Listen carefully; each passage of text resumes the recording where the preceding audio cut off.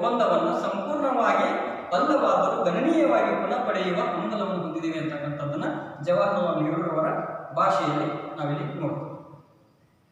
ಪ್ರಪಂಚವೆಲ್ಲ ಮಲಗಿರುವಾಗ ಮಧ್ಯರಾತ್ರಿ ಭಾರತ ಸ್ವಾತಂತ್ರ್ಯವನ್ನು ಪಡ್ಕೊಂಡು ಇಲ್ಲಿ ಬ್ರಿಟಿಷರು ಮಧ್ಯರಾತ್ರಿ ಭಾರತವನ್ನು ಬಿಟ್ಟು ತೊಲಗಿದರು ಅನ್ನೋ ಅಂಶವನ್ನು ನಾವಿಲ್ಲಿ ಕಾಣ್ತೀವಿ. ಇಲ್ಲಿ ಹಾಗಾದ್ರೆ ಸ್ವಾತಂತ್ರ್ಯವನ್ನು ನಾವು ಯಾವ ರೀತಿಯಾಗಿ ಪಡ್ಕೊಂಡಿದ್ದೀವಿ ಅಂತಕ್ಕಂಥದ್ದನ್ನು ಈಗಾಗಲೇ ನಾವೆಲ್ಲ ತಿಳ್ಕೊಂಡಿದ್ದೀವಿ. ಇಲ್ಲಿ ಭಾರತದ ಸ್ವಾತಂತ್ರ್ಯ ಸಂಗ್ರಾಮವು ಇಡೀ ವಿಶ್ವದಲ್ಲಿ ಅತ್ಯಂತ ಪ್ರಮುಖವಾದ ಜನಾಂದೋಲನ ಅಂತ ಹೇಳಿ ನಾವು ಬಂಧಿಸ್ತೀವಿ. ಅತ್ಯಂತ ಪ್ರಮುಖವಾಗಿರ್ತಕ್ಕಂತಹ ಜನಾಂದೋಲನ. ಇಲ್ಲಿ ಗ್ರಹಿಸಬೇಕಾದ ಅಂಶ ಏನು ಅಂತಂದ್ರೆ, ಕೇವಲ ಯಾವುದೇ ಒಬ್ಬ ಸರ್ವಾಧಿಕಾರಿಯಿಂದ ಸ್ವಾತಂತ್ರ್ಯವನ್ನು ಪಡ್ಕೊಂಡಿಲ್ಲ, ಯಾವುದೇ ಒಬ್ಬ ನಿರಂಕುಶ ಅಧಿಕಾರಿಯಿಂದ ನಾವು ಪಡ್ಕೊಂಡಿಲ್ಲ, ರಾಜರಿಂದ ಪಡ್ಕೊಂಡಿಲ್ಲ. ಎಲ್ಲರೂ ಒಗ್ಗಟ್ಟಾಗಿ ಹೋರಾಟವನ್ನು ಮಾಡಿದ ಪರಿಣಾಮವಾಗಿ ಭಾರತ ಅಂತಕ್ಕಂಥ ರಾಷ್ಟ್ರ ಬ್ರಿಟಿಷರಿಂದ ಸ್ವಾತಂತ್ರ್ಯವನ್ನು ಪಡೀತು ಅಂತಕ್ಕಂಥದ್ದನ್ನು ನಾವಿಲ್ಲಿ ಆ ಕಾರಣಕ್ಕಾಗಿಯೇ ನಾವು ಜಗತ್ತಿನ ಅತ್ಯಂತ ಪ್ರಭಾವಿ ಹೋರಾಟಗಳಲ್ಲಿ ಒಂದು ಅಂತ ಹೇಳಿ ನಾವು ಭಾರತದ ಸ್ವಾತಂತ್ರ್ಯ ಸಂಗ್ರಾಮವನ್ನು ಗ್ರಹಿಸ್ತೀವಿ. ಇದು ಅಹಿಂಸಾತ್ಮಕ ಹೋರಾಟವಾಗಿರ್ತಕ್ಕಂಥದ್ದನ್ನು ನಾವು ನೋಡ್ತೀವಿ. ಗಾಂಧೀಜಿಯವರ ನೇತೃತ್ವದಲ್ಲಿ ಅಹಿಂಸಾತ್ಮಕ ಅಂತಕ್ಕಂಥ ತತ್ವವನ್ನು ಆಧರಿಸಿಕೊಂಡು ನಾವು ಹೋರಾಟವನ್ನು ಮಾಡ್ತೀವಿ. ಆ ಹೋರಾಟ 1947 ಆಗಸ್ಟ್ 15 ನಮಗೆ ಯಶಸ್ಸನ್ನು ತಂದು. ಅದಷ್ಟೇ ಅಲ್ಲದೆ ಈ ಹೋರಾಟದಲ್ಲಿ ಹಲವಾರು ನಾಯಕರು ಹೋರಾಟ ಮಾಡಿರ್ತಕ್ಕಂಥದ್ದನ್ನು ನಾವು ನೋಡ್ತೀವಿ. ಹಲವಾರು ನಾಯಕರು ತಮ್ಮದೇ ಆದ ಹೋರಾಟದ ವಿಧಾನಗಳಿಂದ, ಮಾದರಿಗಳಿಂದ ಜನರನ್ನು ಒಗ್ಗೂಡಿಸಿ ಅವರನ್ನು ಸಂಘಟಿಸಿ ಹೋರಾಟದ ದಾರಿಯಲ್ಲಿ ಏನು ಮಾಡ್ತಾರಪ್ಪ ಅಂತಂದ್ರೆ ಪ್ರಜಾಸತ್ತಾತ್ಮಕ ವ್ಯವಸ್ಥೆಯ ಚಿತ್ರಣವನ್ನು ಜನರಿಗೆ ತಲುಪಿಸಿರ್ತಕ್ಕಂಥದ್ದನ್ನು ನಾವಿಲ್ಲಿ ನೋಡ್ತೀವಿ. ದಾದಾಬಾಯಿ ನವರೋಜಿ ಅವರಾಯಿತು, ಅದೇ ರೀತಿ ಗೋಪಾಲಕೃಷ್ಣ ಗೋಖಲೆ ಅವರಾಯಿತು. ಇವರನ್ನು ನಾವು ಸಾಮಾನ್ಯವಾಗಿ ಮಂದಗಾಮಿಗಳು ಅಂತ ಹೇಳಿ ಕರಿತೀವಿ. ಅದಷ್ಟೇ ಅಲ್ಲ, ತೀವ್ರಗಾಮಿಗಳಂತ ಹೇಳುವ ಮತ್ತೊಂದು ಗುಂಪು ಬರ್ತದೆ. ಅಲ್ಲಿ ಬಾಲಗಂಗಾಧರ್ ತಿಲಕ್, ಲಾಲಾ ಲಜಪತ್ ರಾಯ್, ಬಿಪಿನ್ ಚಂದ್ರಪಾಲ್ ಅಂತಕ್ಕಂತಹ ಇನ್ನೂ ಹಲವಾರು ನಾಯಕರು ಹೋರಾಟವನ್ನು ಪ್ರಾರಂಭ ಮಾಡ್ತಾರೆ. ಅದಾದ ನಂತರ ಕ್ರಾಂತಿಕಾರಿಗಳು ಅಂತಕ್ಕಂಥ ಮತ್ತೊಂದು ಗುಂಪನ್ನು ನಾವಿಲ್ಲಿ ಕಾಣ್ತೀವಿ. ಕ್ರಾಂತಿಕಾರಿಗಳು ಯಾವುದೇ ಬೇಡಿಕೆಗಳನ್ನು ನೀಡದೆ ನಮ್ಮ ಸ್ವಾತಂತ್ರ್ಯವನ್ನು ನಾವು ಪಡ್ಕೊಳ್ಳಿಕ್ಕೆ ಹೋರಾಟವಾದರೂ ಪರವಾಗಿಲ್ಲ, ರಕ್ತ ಹರಿಸಿ ನಾವು ಸ್ವಾತಂತ್ರ್ಯವನ್ನು ಪಡ್ಕೊಳ್ತೀವಿ ಅಂತಕ್ಕಂಥ ದೇವೋದ್ದೇಶವನ್ನು ಒಳಗೊಂಡಿರ್ತಕ್ಕಂಥದ್ದನ್ನು ನೋಡ್ತೀವಿ. ಆ ನಿಟ್ಟಿನಲ್ಲಿ ಹೋರಾಟ ಮಾಡಿರ್ತಕ್ಕಂಥ ಅನೇಕ ಮಹಾಪುರುಷರನ್ನು ಸಹಿತ ನಾವಿಲ್ಲಿ ಕಾಣ್ತೀವಿ. ಸಾಮಾನ್ಯವಾಗಿ ಭಗತ್ ಸಿಂಗ್, ಚಂದ್ರಶೇಖರ್ ಆಜಾದ್, ಸುಖದೇವ್ ಥಾಪರ್, ಹಾಗೆಯೇ ಖುದಿರಾಮ್ ಬೋಸ್, ಬಿ ಡಿ ಸಾವರ್ಕರ್, ಜವಾಹರಲಾಲ್ ನೆಹರೂರಂತಹ ಗಣ್ಯರನ್ನು ನಾವಿಲ್ಲಿ ಕಾಣ್ತೀವಿ. ಇವರೆಲ್ಲ ಹೋರಾಟ ಮಾಡಿದ್ದಾರೆ. ಅದರ ಜೊತೆಗೆ ಸುಭಾಷ್ ಚಂದ್ರ ಬೋಸ್, ವಲ್ಲಭಾಯಿ ಪಟೇಲ್, ರಾಜೇಂದ್ರ ಪ್ರಸಾದ್, ಅಂಬೇಡ್ಕರ್ ಅಂತಹ ನೇತಾರರು ಸಹಿತ ಇಲ್ಲಿ ಭಾರತದ ಸ್ವಾತಂತ್ರ್ಯಕ್ಕಾಗಿ ತಮ್ಮ ಜೀವನವನ್ನು ಸಮರ್ಪಿಸಿರ್ತಕ್ಕಂಥದ್ದನ್ನು ನಾವು ಕಾಣ್ತೀವಿ. ಹಾಗಾದ್ರೆ ಇವರಷ್ಟೇ ಏನು ಸ್ವಾತಂತ್ರ್ಯವನ್ನು ಗಳಿಸಿಕೊಡ್ಲಿಕ್ಕೆ ಹೋರಾಟ ಮಾಡಿದ್ದಾರೆ ಏನು ಅಂತ ಹೇಳಿ ನಾವು ಅದನ್ನು ಅವಲೋಕನ ಮಾಡಿದ್ದೇ ಆದರೆ, ಈ ಅವಲೋಕನದಲ್ಲಿ ಅವರಷ್ಟೇ ಸಿಗೋದಿಲ್ಲ. ಜನಸಾಮಾನ್ಯರ ರಕ್ತ ಮಡುಗಟ್ಟಿ ಹರಿದಿರ್ತಕ್ಕಂಥದ್ದನ್ನು ನಾವು ಇತಿಹಾಸದಲ್ಲಿ ಅಧ್ಯಯನ ಮಾಡಿದ್ದೀವಿ. ಈ ನಿಟ್ಟಿನಲ್ಲಿ ಉದಾತ್ತವಾದ ಮೌಲ್ಯಗಳನ್ನು ಅಳವಡಿಸಿಕೊಂಡು ಭಾರತೀಯರನ್ನು ಸಂಪೂರ್ಣವಾಗಿ ಸಂಘಟಿಸಿ ಅವರಲ್ಲಿ ರಾಜಕೀಯ ಪ್ರಜ್ಞೆಯನ್ನು ಹುಟ್ಟುಹಾಕಿರ್ತಕ್ಕಂಥದ್ದನ್ನು ನೋಡ್ತೀವಿ. ತಮ್ಮ ಉದಾತ್ತ ಮೌಲ್ಯಗಳಿಂದ ಒಬ್ಬ ರಾಜಕೀಯ ನಾಯಕ ಹುಟ್ಟಿಕೊಳ್ಳಬೇಕು ಅಂತಂದ್ರೆ, ಆತ ಯಶಸ್ಸನ್ನು ಕಾಣಬೇಕು ಅಂತಂದ್ರೆ ಮೌಲ್ಯಗಳಿಲ್ಲದೆ ಆತ ಯಶಸ್ವಿ ನಾಯಕನಾಗಲಾರ ಅಂತಕ್ಕಂಥದ್ದನ್ನು ನಾವು ಕಾಣ್ತೀವಿ. ಇಲ್ಲಿ ಮೌಲ್ಯಗಳು ಬೇಕು. ಯಾರಿಗೆ ಮೌಲ್ಯಗಳು ಬೇಕು ಅಂತಂದ್ರೆ, ನಾಯಕನಾದವನಲ್ಲಿ ಸಂಘಟಿತ ಸಮೂಹವನ್ನು ಮುನ್ನಡೆಸುವ ಚತುರತೆಯನ್ನು ಯಾರು ಹೊಂದಿರ್ತಾರೋ ಅವರಿಗೆ ಉದಾತ್ತ ಮೌಲ್ಯಗಳು ಬೇಕಾಗ್ತವೆ. ಹೇಳಿದಂತೆ ನುಡಿಯುವವನು, ನುಡಿದಂತೆ ನಡೆಯುವವನು, ನಡೆದುವೆಲ್ಲರಿಗೂ ತೋರಿಸತಕ್ಕಂತಹ ದಾರಿ ಇರುತ್ತಲ್ಲ, ಅವನು ನಾಯಕ ಅಂತ ಹೇಳಿ ಕರೆಸಿಕೊಡ್ತಾರೆ. ಇಲ್ಲಿ ಈ ನಾಯಕರು ತಮ್ಮ ಇಡೀ ಜೀವನವನ್ನು ಜನಾಂದೋಲನಕ್ಕಾಗಿ ಮುಡುಪಾಗಿಟ್ಟಿರ್ತಕ್ಕಂಥದ್ದನ್ನು ಹೋರಾಟದಲ್ಲಿ ನೋಡ್ತಾರೆ. ಇಡೀ ಜೀವನವನ್ನು ಜನಾಂದೋಲನಕ್ಕಾಗಿ ನಮ್ಗೆ ಗೊತ್ತದ, ನಾವು ಹೋರಾಡಲಿಲ್ಲ ಅಂತಂದ್ರೆ ನಮ್ಮ ಮುಂದಿನ ಪೀಳಿಗೆ ಸಂತೃಪ್ತವಾದ ಜೀವನವನ್ನು ನಡೆಸ ಸ್ವಾತಂತ್ರ್ಯ ಹೋರಾಟಗಾರರಲ್ಲಿದ್ದು ಅವರೆಲ್ಲ ಒಗ್ಗೂಡಿ ಗಾಂಧೀಜಿಯವರ ನಾಯಕತ್ವದಲ್ಲಿ ಹೋರಾಟವನ್ನು ಪ್ರಾರಂಭ ಮಾಡ್ತಾರೆ. ಭಾರತದ ಸ್ವತಂತ್ರ ಚಳವಳಿ ವಾಸ್ತವಿಕ ಪ್ರಜಾಸತ್ತಾತ್ಮಕ ಮತ್ತು ವಿಕಾಸಾತ್ಮಕವಾಗಿತ್ತು ಅಂತಕ್ಕಂಥದ್ದನ್ನು ನೋಡಿ. ಇಲ್ಲಿ ಭಾರತದ ಸ್ವತಂತ್ರ ಚಳವಳಿ ಅಂತಕ್ಕಂಥದ್ದು ವಾಸ್ತವಿಕ. ನಾವು ನೋಡ್ತೀವಿ, ಅಖಂಡವಾಗಿರ್ತಕ್ಕಂಥ ಭಾರತದಲ್ಲಿ ಯಾರೋ ಒಬ್ಬ ನಾಯಕನನ್ನು ಹಿಡಿದುಕೊಂಡು ಹೋರಾಟ ಮಾಡಿಲ್ಲ, ಒಬ್ಬನೇ ನಾಯಕ ದೇಶಕ್ಕೆ ಸ್ವಾತಂತ್ರ್ಯವನ್ನು ತಂದು ಕೊಟ್ಟಿಲ್ಲ. ಈ ನಿಟ್ಟಿನಲ್ಲಿ ದೇಶದ ಪ್ರಜೆಗಳೆಲ್ಲ ಒಗ್ಗೂಡಿ ಜನಾಂದೋಲನವಾಗಿ ರೂಪುಗೊಂಡ ಪರಿಣಾಮವಾಗಿ ಅಲ್ಲಿ ವಾಸ್ತವಿಕತೆಯನ್ನು ನಾವು ಅರ್ಥ ಮಾಡ್ಕೋಬೇಕಾಗ್ತದೆ. ಪ್ರಜಾಸತ್ತಾತ್ಮಕ ಮತ್ತು ವಿಕಾಸಕಾರಿಯಾಗಿತ್ತು, ಪ್ರಜಾಸತ್ತಾತ್ಮಕ ಧೋರಣೆಗಳಿದ್ದು, ಹೋರಾಟ ಮಾಡಿ ಪ್ರಜೆಗಳಿಗೆಲ್ಲ ನ್ಯಾಯ ಬೇಕು, ಮೂಲಭೂತ ಹಕ್ಕುಗಳನ್ನು ಅವರಿಗೆ ಕೊಡಬೇಕು, ನಮ್ಮ ಸಂತೃಪ್ತಿ ಜೀವನವನ್ನು ನಾವು ನಡೆಸಬೇಕು, ಭವಿಷ್ಯತ್ತಿಗೆ ಒಳ್ಳೆಯದಾಗಬೇಕು ಅಂತಕ್ಕಂಥ ಚಿಂತನೆಯನ್ನ ಇಲ್ಲಿ ರಾಜಕೀಯ ನಾಯಕರು ಹೋರಾಟಗಾರರು ಹೊಂದಿರತಕ್ಕಂಥದ್ದನ್ನ ನಾವು ಅಧ್ಯಯನ ಮಾಡ್ತೀವಿ. ಇದಷ್ಟೇ ಅಲ್ಲದೆ ಫ್ಯಾಸಿಸಂ ಮತ್ತು ಸಾಮ್ರಾಜ್ಯಶಾಹಿ ನೀತಿಗಳಿಗೆ ವಿರುದ್ಧವಾಗಿ ರಾಷ್ಟ್ರೀಯ ಚಳವಳಿಯ ಉದಾತ್ತ ಮೌಲ್ಯಗಳಾದ ಜನತಾ ಸಾರ್ವಭೌಮ, ಪ್ರಾತಿನಿಧಿಕ ಸರ್ಕಾರ, ನಾಗರಿಕ ಸ್ವಾತಂತ್ರ್ಯ, ಸ್ವಾವಲಂಬಿ ಆರ್ಥಿಕತೆ, ಜಾತ್ಯತೀತತೆ, ವಿದೇಶಾಂಗ ನೀತಿ ಮುಂತಾದವುಗಳು ಭಾರತ ಸ್ವಾತಂತ್ರ್ಯಕ್ಕೆ ಒಂದು ನಿರ್ದಿಷ್ಟ ನೆಲೆಯನ್ನು ಒದಗಿಸಿಕೊಟ್ಟಿರ್ತಕ್ಕಂಥದ್ದನ್ನು ಸಹಿತ ನಾವು ಅಧ್ಯಯನ ಮಾಡ್ತೀವಿ. ಯಾಕೆ ಉದಾತ್ತ ಮೌಲ್ಯಗಳಾದ ಜನತಾ ಸಾರ್ವಭೌಮತ್ವ ಯಾಕೆ ನಾವು ಅದೇ ಯಾಕೆ ಬೇಕು? ಗಾಂಧೀಜಿಯವರ ನೇತೃತ್ವ ಅದ, ಹಾಗಾದರೆ ಸರ್ವಾಧಿಕಾರವನ್ನು ಹೊಂದಬಹುದಾಗಿತ್ತಲ್ಲ. ಆದರೆ ಆ ನಾಯಕರಾರು ನಿರಂಕುಶತ್ವ ಧೋರಣೆಯಿಂದ ಹುಟ್ಟಿಕೊಂಡವರ ಜನತಾ ಸಾರ್ವಭೌಮ, ಜನರೇ ಪ್ರಭುಗಳು ಅಂತಕ್ಕಂಥ ತತ್ವವನ್ನು ಇಟ್ಟುಕೊಂಡು ಹೋರಾಟವನ್ನು ಮಾಡಿರ್ತಾರೆ. ಇನ್ನು ಪ್ರಾತಿನಿಧಿಕ ಸರ್ಕಾರ, ಪ್ರತಿಯೊಬ್ಬರು ಸರ್ಕಾರದಲ್ಲಿ ಭಾಗಿಯಾಗಬೇಕು ಅಂತಕ್ಕಂಥ ಅಂಶವನ್ನು ನಾವಿಲ್ಲಿ ಕಾಣ್ತೀವಿ. ಆ ಚಿಂತನೆ ಇಟ್ಟುಕೊಂಡಿರ್ತಕ್ಕಂಥದ್ದನ್ನು ನೋಡ್ತೀವಿ. ನಾಗರಿಕ ಸ್ವಾತಂತ್ರ್ಯ ಬೇಕು, ಸ್ವಾವಲಂಬಿ ಆರ್ಥಿಕತೆ ಬೇಕು, ಎಲ್ಲ ಅಂಶಗಳನ್ನು ಇಟ್ಟುಕೊಂಡು ನಾವು ಇಲ್ಲಿ ಉದಾತ್ತ ಮೌಲ್ಯಗಳನ್ನು ರೂಪಿಸಿಕೊಂಡಿರ್ತಕ್ಕಂಥದ್ದನ್ನು ನೋಡ್ತೀವಿ. ಅದಷ್ಟೇ ಅಲ್ಲದೆ ರಾಷ್ಟ್ರೀಯ ಚಳವಳಿಯು ಉದಾತ್ತ ಮೌಲ್ಯಗಳು ಸಮ್ಮಿಲನವಾಗಿ ಸಂವಿಧಾನದಲ್ಲಿ ಪ್ರತಿಬಿಂಬಿತವಾಗಿ ಸರ್ಕಾರ ಮತ್ತು ರಾಜಕೀಯ ಪಕ್ಷಗಳ ಕಾರ್ಯಕ್ರಮಗಳು ಮತ್ತು ನೀತಿಗಳಲ್ಲಿ ಇವುಗಳನ್ನು ಅಳವಡಿಸಿಕೊಳ್ಳಲಾಯಿತು ಅಂತಕ್ಕಂಥದ್ದನ್ನು ನಾವಿಲ್ಲಿ ಅಧ್ಯಯನ ಮಾಡಬೇಕಾಗ್ತದೆ. ಇಲ್ಲಿ ಉದಾತ್ತ ಮೌಲ್ಯಗಳನ್ನು ಕೇವಲ ನಾವು ಹೋರಾಟಕ್ಕಾಗಿ ಮಾತ್ರ ಸೀಮಿತ ಇಟ್ಟಿದ್ದೀವಿ, ಹೋರಾಟ ಆದ ನಂತರ ನಾವು ಆ ಮೌಲ್ಯಗಳನ್ನು ಬದಿಗೆ ಸರಿಸಿ ಇನ್ನೊಂದು ಅಧಿಕಾರಶಾಹಿ ವ್ಯವಸ್ಥೆಯನ್ನು ರೂಪಿಸಿಕೊಂಡಿದ್ದೇವ? ಇಲ್ಲ. ಯಾಕಿಲ್ಲ ಅಂತಂದ್ರೆ ಇಲ್ಲಿ ನಡೆದಂತೆ ನುಡಿದಿದ್ದೇವೆ ಅಂತಕ್ಕಂಥದ್ದನ್ನು ನಾವು ಕಾಣ್ತೀವಿ. ನಡೆದಂತೆ ನುಡಿದಿದ್ದೇವೆ, ಇಲ್ಲಿ ನುಡಿದಂತೆ ನಡೆದಿಲ್ಲ ಅಂತ ಹೇಳಿ. ಯಾಕಂತ ನಡುತ್ತೀವಿ, ಯಾವ ರೀತಿ ಸ್ವಾತಂತ್ರ್ಯವನ್ನು ಪಡ್ಕೊಳ್ಬೇಕಾದ್ರೆ ಇದೇ ರೀತಿ ಹೋರಾಟವನ್ನು ಮಾಡಬೇಕು ಅಂತಕ್ಕಂಥದ್ದನ್ನ ನಡೆಯ ಮೂಲಕ ಗಾಂಧೀಜಿಯವರು ತೋರಿಸ್ಕೊಡ್ತಾರೆ, ಯಶಸ್ವಿನೂ ಆಗ. ಅದಾದ ನಂತರ ನುಡಿತಾರೆ ಭಾರತಕ್ಕೆ ಎಂತಹ ಸಂವಿಧಾನ ಇರಬೇಕು, ನಾವು ಯಾವುದನ್ನು ರೂಪಿಸಿಕೊಳ್ಬೇಕು ಅಂತಕ್ಕಂಥ ಚಿಂತನೆಯನ್ನು ಇಲ್ಲಿ ಕಾಣ್ತೀವಿ. ಇಲ್ಲಿ ಸರ್ಕಾರ ಮತ್ತು ರಾಜಕೀಯ ಪಕ್ಷಗಳ ಕಾರ್ಯಕ್ರಮಗಳು ಮತ್ತು ನೀತಿಗಳನ್ನು ಅಳವಡಿಸಿಕೊಳ್ಳಲಾಯಿತು ಅಂತಕ್ಕಂಥ ಅಂಶ ನಮಗೆ ಮುಂದಿನ ಪಾಠದ ಮುಂಭಾಗದಲ್ಲಿ ಸಿಗ್ತದೆ. ಹೆಚ್ಚಿನ ವಿವರಣೆಗಳನ್ನು ಅಲ್ಲಿ ನಾವು ನೋಡೋಣ.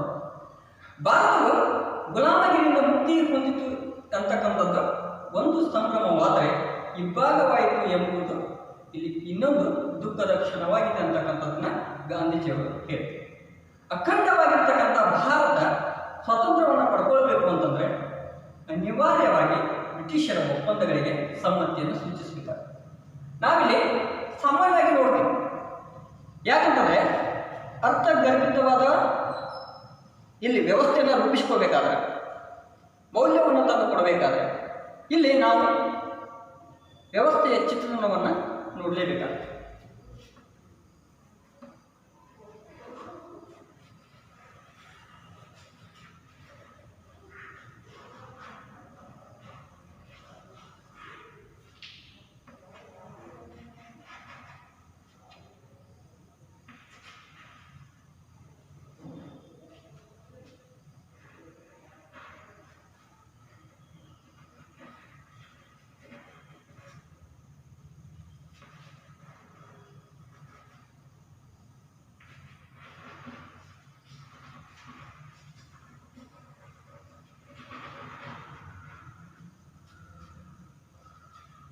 ನಾವು ಈ ಭಾರತ ನಕ್ಷೆಯಲ್ಲಿ ಭಾರತ ಸ್ವತಂತ್ರಗೊಂಡದ್ದು ಒಂದು ಸಂತಸದ ಕ್ಷಣವಾದರೆ ಯಾವ ರೀತಿ ಇಬ್ಬಾಗವನ್ನು ಹೊಂದಿದ್ದು ಅಂತಕ್ಕಂಥ ದುಃಖದ ಕ್ಷಣವನ್ನು ಸಹಿತ ನಾವಿಲ್ಲಿ ಕಾಣ್ತೀವಿ.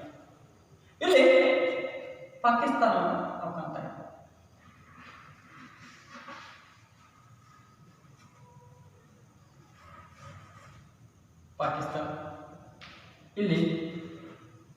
ಅದರಲ್ಲೇ ಇನ್ನೊಂದು ಭಾಗ ಪೂರ್ವ ಪಾಕಿಸ್ತಾನ ಅಂತ ಹೇಳಿ ನಾವಿಲ್ಲಿ ಕರಿತೀವಿ. ಇದು ಪಶ್ಚಿಮ ಪಾಕಿಸ್ತಾನ.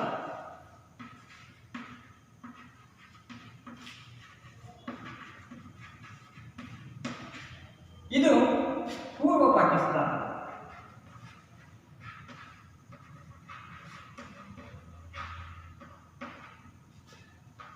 ಈ ಭಾಗವನ್ನು ನಾವಿಲ್ಲಿ ಕಾಣ್ತೀವಿ.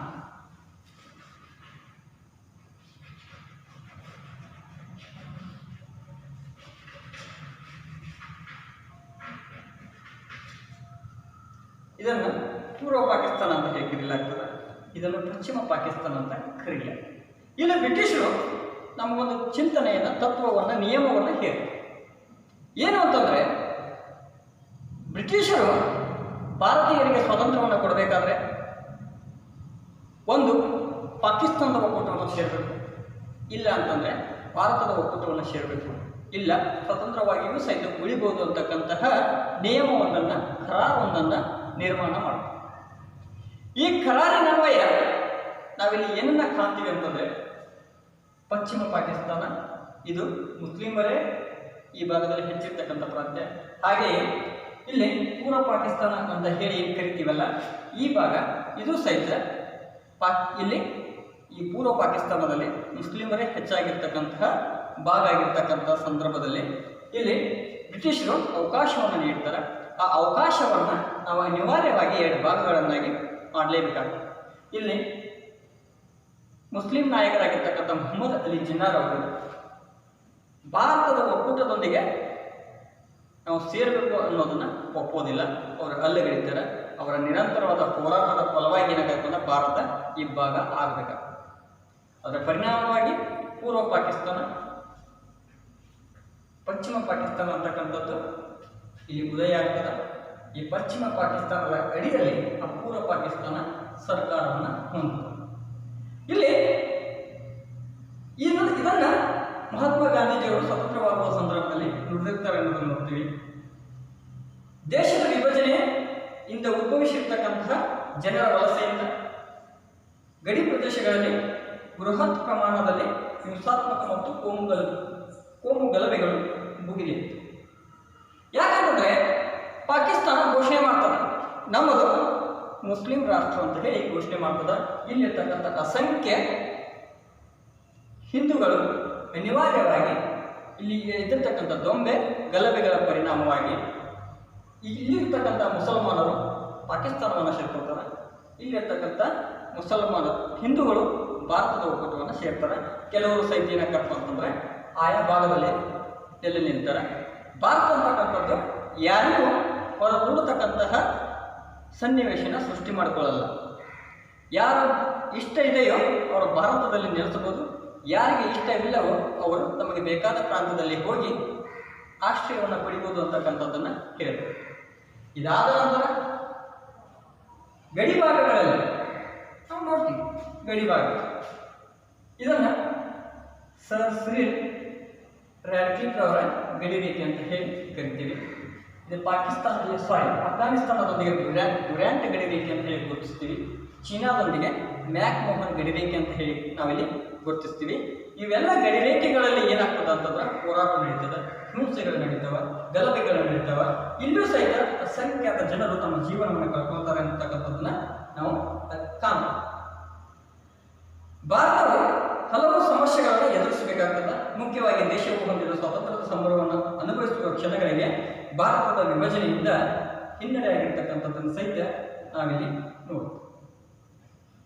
ಅಖಂಡವಾಗಿರ್ತಕ್ಕಂಥ ಭಾರತಕ್ಕಾಗಿ ನಾವು ಹೋರಾಟವನ್ನು ಮಾಡ್ತೀವಿ, ಅದು ಸಾಧ್ಯ ಆಗುತ್ತೆ. ಈ ನಿಟ್ಟಿನಲ್ಲಿ ನಾವು ಏನು ಮಾಡ್ತೀವಿ, ಭಾರತ 2 ಹೋರಾಟ, ಒಂದನ್ನು ಪಾಕಿಸ್ತಾನ ಒಕ್ಕೂಟ ಅಂತ ಹೇಳಿ ಕರಿತೀವಿ, ಇನ್ನೊಂದನ್ನು ಭಾರತ ಒಕ್ಕೂಟ ಅಂತ ಹೇಳಿ ನಾವಿಲ್ಲಿ ಕರಿತೀವಿ. ಇದರೊಂದಿಗೆ ಹಲವಾರು ಸಮಸ್ಯೆಗಳು ಉದ್ಭವ ಆಗಿರ್ತಕ್ಕಂಥದ್ರ ಸಹಿತ ನಾವಿಲ್ಲಿ ಕಾಣ್ತೀವಿ. ಅವುಗಳೇನು ಅಂತಂದರೆ ಕೃಷಿ, ಕೈಗಾರಿಕೆ ಅಲ್ಲಿ ಹಿನ್ನಡೆಯಾಗಿರ್ತಕ್ಕಂಥದ್ದನ್ನು ನೋಡ್ತೀವಿ. ಆರ್ಥಿಕ ಹಿನ್ನಡೆಯನ್ನು ಅನುಭವಿಸ್ತೀವಿ. ಬಡತನ, ಆರೋಗ್ಯ ಸಮಸ್ಯೆಗಳು, ಅಜ್ಞಾನ, ಅಸಮಾನತೆಯಂತಹ ಅಸಂಖ್ಯಾತ ಸಮಸ್ಯೆಗಳು ಭಾರತ ಸ್ವತಂತ್ರಗೊಂಡ ಸಮಯದಲ್ಲಿ ನಿರ್ಮಾಣ ಆಗ್ತದೆ. ಇವುಗಳನ್ನೆಲ್ಲ ನಾವು ಹೇಗೆ ಒಗ್ಗೂಡಿಸಬೇಕು, ಸಮಸ್ಯೆಗಳನ್ನೆಲ್ಲ ಹೇಗೆ ಪರಿಹರಿಸಬೇಕು, ಹರಿದು ಹಂಚಿ ಹೋಗಿರ್ತಕ್ಕಂಥ ಭಾಗಗಳನ್ನೆಲ್ಲ ಹಿಡಿತಕ್ಕೆ ಹೇಗೆ ತೆಗೆದುಕೊಳ್ಳಬೇಕು ಅಂತಕ್ಕಂಥ ಚಿಂತನೆಯನ್ನು, ಆಡಳಿತದ ವ್ಯವಸ್ಥೆಯನ್ನು, ಜೊತೆಗೆ ಸಂವಿಧಾನ ರಚನೆ ಮಾಡಿಕೊಳ್ತಕ್ಕಂಥ ಹಂತವನ್ನು ನಾವಿಲ್ಲಿ ತಂದು ಇಲ್ಲಿ ಮುಖ್ಯವಾಗಿ ಭಾರತ ಸ್ವಾತಂತ್ರ್ಯವನ್ನು ಹೊಂದಿದ ನಂತರ ಮುಖ್ಯವಾಗಿ ಮಾಡ್ತಕ್ಕಂಥ ಕೆಲಸಗಳನ್ನು ನೋಡ್ತೀವಿ. ಭಾರತವನ್ನು ಭೌಗೋಳಿಕ ಮತ್ತು ಆಡಳಿತಾತ್ಮಕವಾಗಿ ಒಗ್ಗೂಡಿಸುವುದು ಅಂತಕ್ಕಂಥ ಅರ್ಥವನ್ನು, ಅಂಶವನ್ನು ಭಾರತವನ್ನು ಭೌಗೋಳಿಕವಾಗಿ ಮತ್ತು ಆಡಳಿತಾತ್ಮಕವಾಗಿ ಒಗ್ಗೂಡಿಸ್ತಕ್ಕಂಥ ಕೆಲಸ ಅನಿವಾರ್ಯ ಆಗಿರ್ತದೆ. ಅಂತಂದರೆ ಹರಿದು ಹಂಚಿ ಹೋಗಿರ್ತಕ್ಕಂತಹ ಭಾರತದ ಪ್ರಾಂತ್ಯಗಳನ್ನು ನಾವಿಲ್ಲಿ ಒಗ್ಗೂಡಿಸಿ ಭೌಗೋಳಿಕದ ಏಕತೆಯನ್ನು ಸಾಧಿಸ್ತಕ್ಕಂಥ ದೃಷ್ಟಿಕೋನ ಇಟ್ಕೊಂಡು ನಾವಿಲ್ಲಿ ಮೊದಲಿಗೆ ಕಠಿಣವಾದ ಹೋರಾಟಕ್ಕೆ ಇಳಿಬೇಕಾಗ್ತದೆ. ಸ್ವಾತಂತ್ರ್ಯವನ್ನು ಹಲವಾರು ತ್ಯಾಗ ಬಲಿದಾನಗಳಿಂದ ಪಡ್ಕೊಳ್ತೀವಿ. ಅದಾದ ನಂತರ ದೊಡ್ಡ ಸಮಸ್ಯೆ ಏನು ಅಂತಂದ್ರೆ ಅಖಂಡವಾಗಿರ್ತಕ್ಕಂತಹ ಭಾರತವನ್ನು ಏಕತೆಗೆ ತರುವುದು ಹೇಗೆ ಅಂತಕ್ಕಂಥ ಅಂಶ ನಮಗಿಲ್ಲಿ ಪ್ರಶ್ನಾರ್ಥಕವಾಗಿ ಗೋಚರಿಸ್ತದೆ. ಅದರ ಪರಿಣಾಮವಾಗಿ ನಾವು ಎಚ್ಚೆತ್ತುಕೊಳ್ತೇವೆ. ತತ್ಕ್ಷಣ ಸಮಸ್ಯೆ ಎದ್ದದ ಅಂತ ಹೇಳಿ ನಾವು ನಿರ್ಲಿಪ್ತರಾಗೋದಿಲ್ಲ. ಅದರ ಪರಿಣಾಮವಾಗಿ ಹಲವಾರು ಪ್ರಾಂತ್ಯಗಳು ಸ್ವಾತಂತ್ರ್ಯಕ್ಕಾಗಿ ಹಪಹಪಿಸ್ತಾ ಇರ್ತಾರೆ. ಉದಾಹರಣೆಗೆ ಜಮ್ಮು ಕಾಶ್ಮೀರ ಪ್ರಾಂತ್ಯ ಸ್ವತಂತ್ರವಾಗಿರೋದಕ್ಕೆ ಪ್ರಯತ್ನ ಮಾಡ್ತದೆ. ಜುನಾಗಢ ಪ್ರಾಂತ್ಯ ಮುಸ್ಲಿಂ ಪ್ರಾಂತ್ಯ ಅಂತ ಹೇಳಿ ಘೋಷಣೆ ಮಾಡ್ಕೊತಾರೆ. ಜೊತೆಗೆ ಪಾಕಿಸ್ತಾನವನ್ನು ಸೇರ್ತೀವಿ ಅಂತ ಹೇಳಿ ತೀರ್ಮಾನವನ್ನು ಮಾಡಲಾಗ್ತದೆ. ಅದೇ ರೀತಿ ಹೈದರಾಬಾದ ಪ್ರಾಂತ್ಯವೂ ಸಹಿತ ನಾವು ಸ್ವತಂತ್ರವಾಗಿ ತಟಸ್ಥವಾಗಿ ಉಳಿತೀವಿ ಅಂತಕ್ಕಂಥದ್ದು ಒಪ್ಪಂದವನ್ನು ಇಲ್ಲಿ ನೀಡ್ತೀವಿ ಮಾಡ್ಕೊಳ್ತಾರೆ.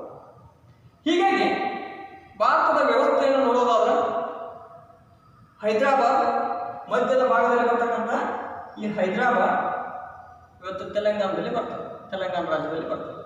ಈ ಹೈದರಾಬಾದ್ ಭಾರತದ ಆಂತರಿಕ ವ್ಯವಸ್ಥೆಗೆ ದೊಡ್ಡ ಪಿಡುಗು ಮತ್ತು ಸಮಸ್ಯೆಯಾಗಿ ಕಾಣ್ತದೆ ಭಾರತದ ವ್ಯವಸ್ಥೆಯೊಳಗಡೆ.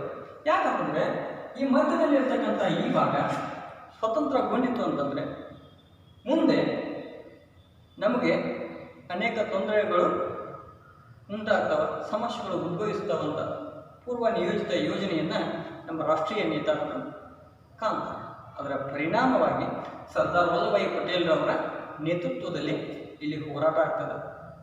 ಅವುಗಳನ್ನು ಅತ್ಯಂತ ಚಾಣಾಕ್ಷತನದಿಂದ, ದೃಢತೆ, ಆತ್ಮವಿಶ್ವಾಸದಿಂದ ನಾವು ಇಲ್ಲಿ ಒಗ್ಗೂಡಿಸಿರ್ತಕ್ಕಂಥದ್ದನ್ನು ಸಹಿತ ಕಾಣ್ತೀವಿ.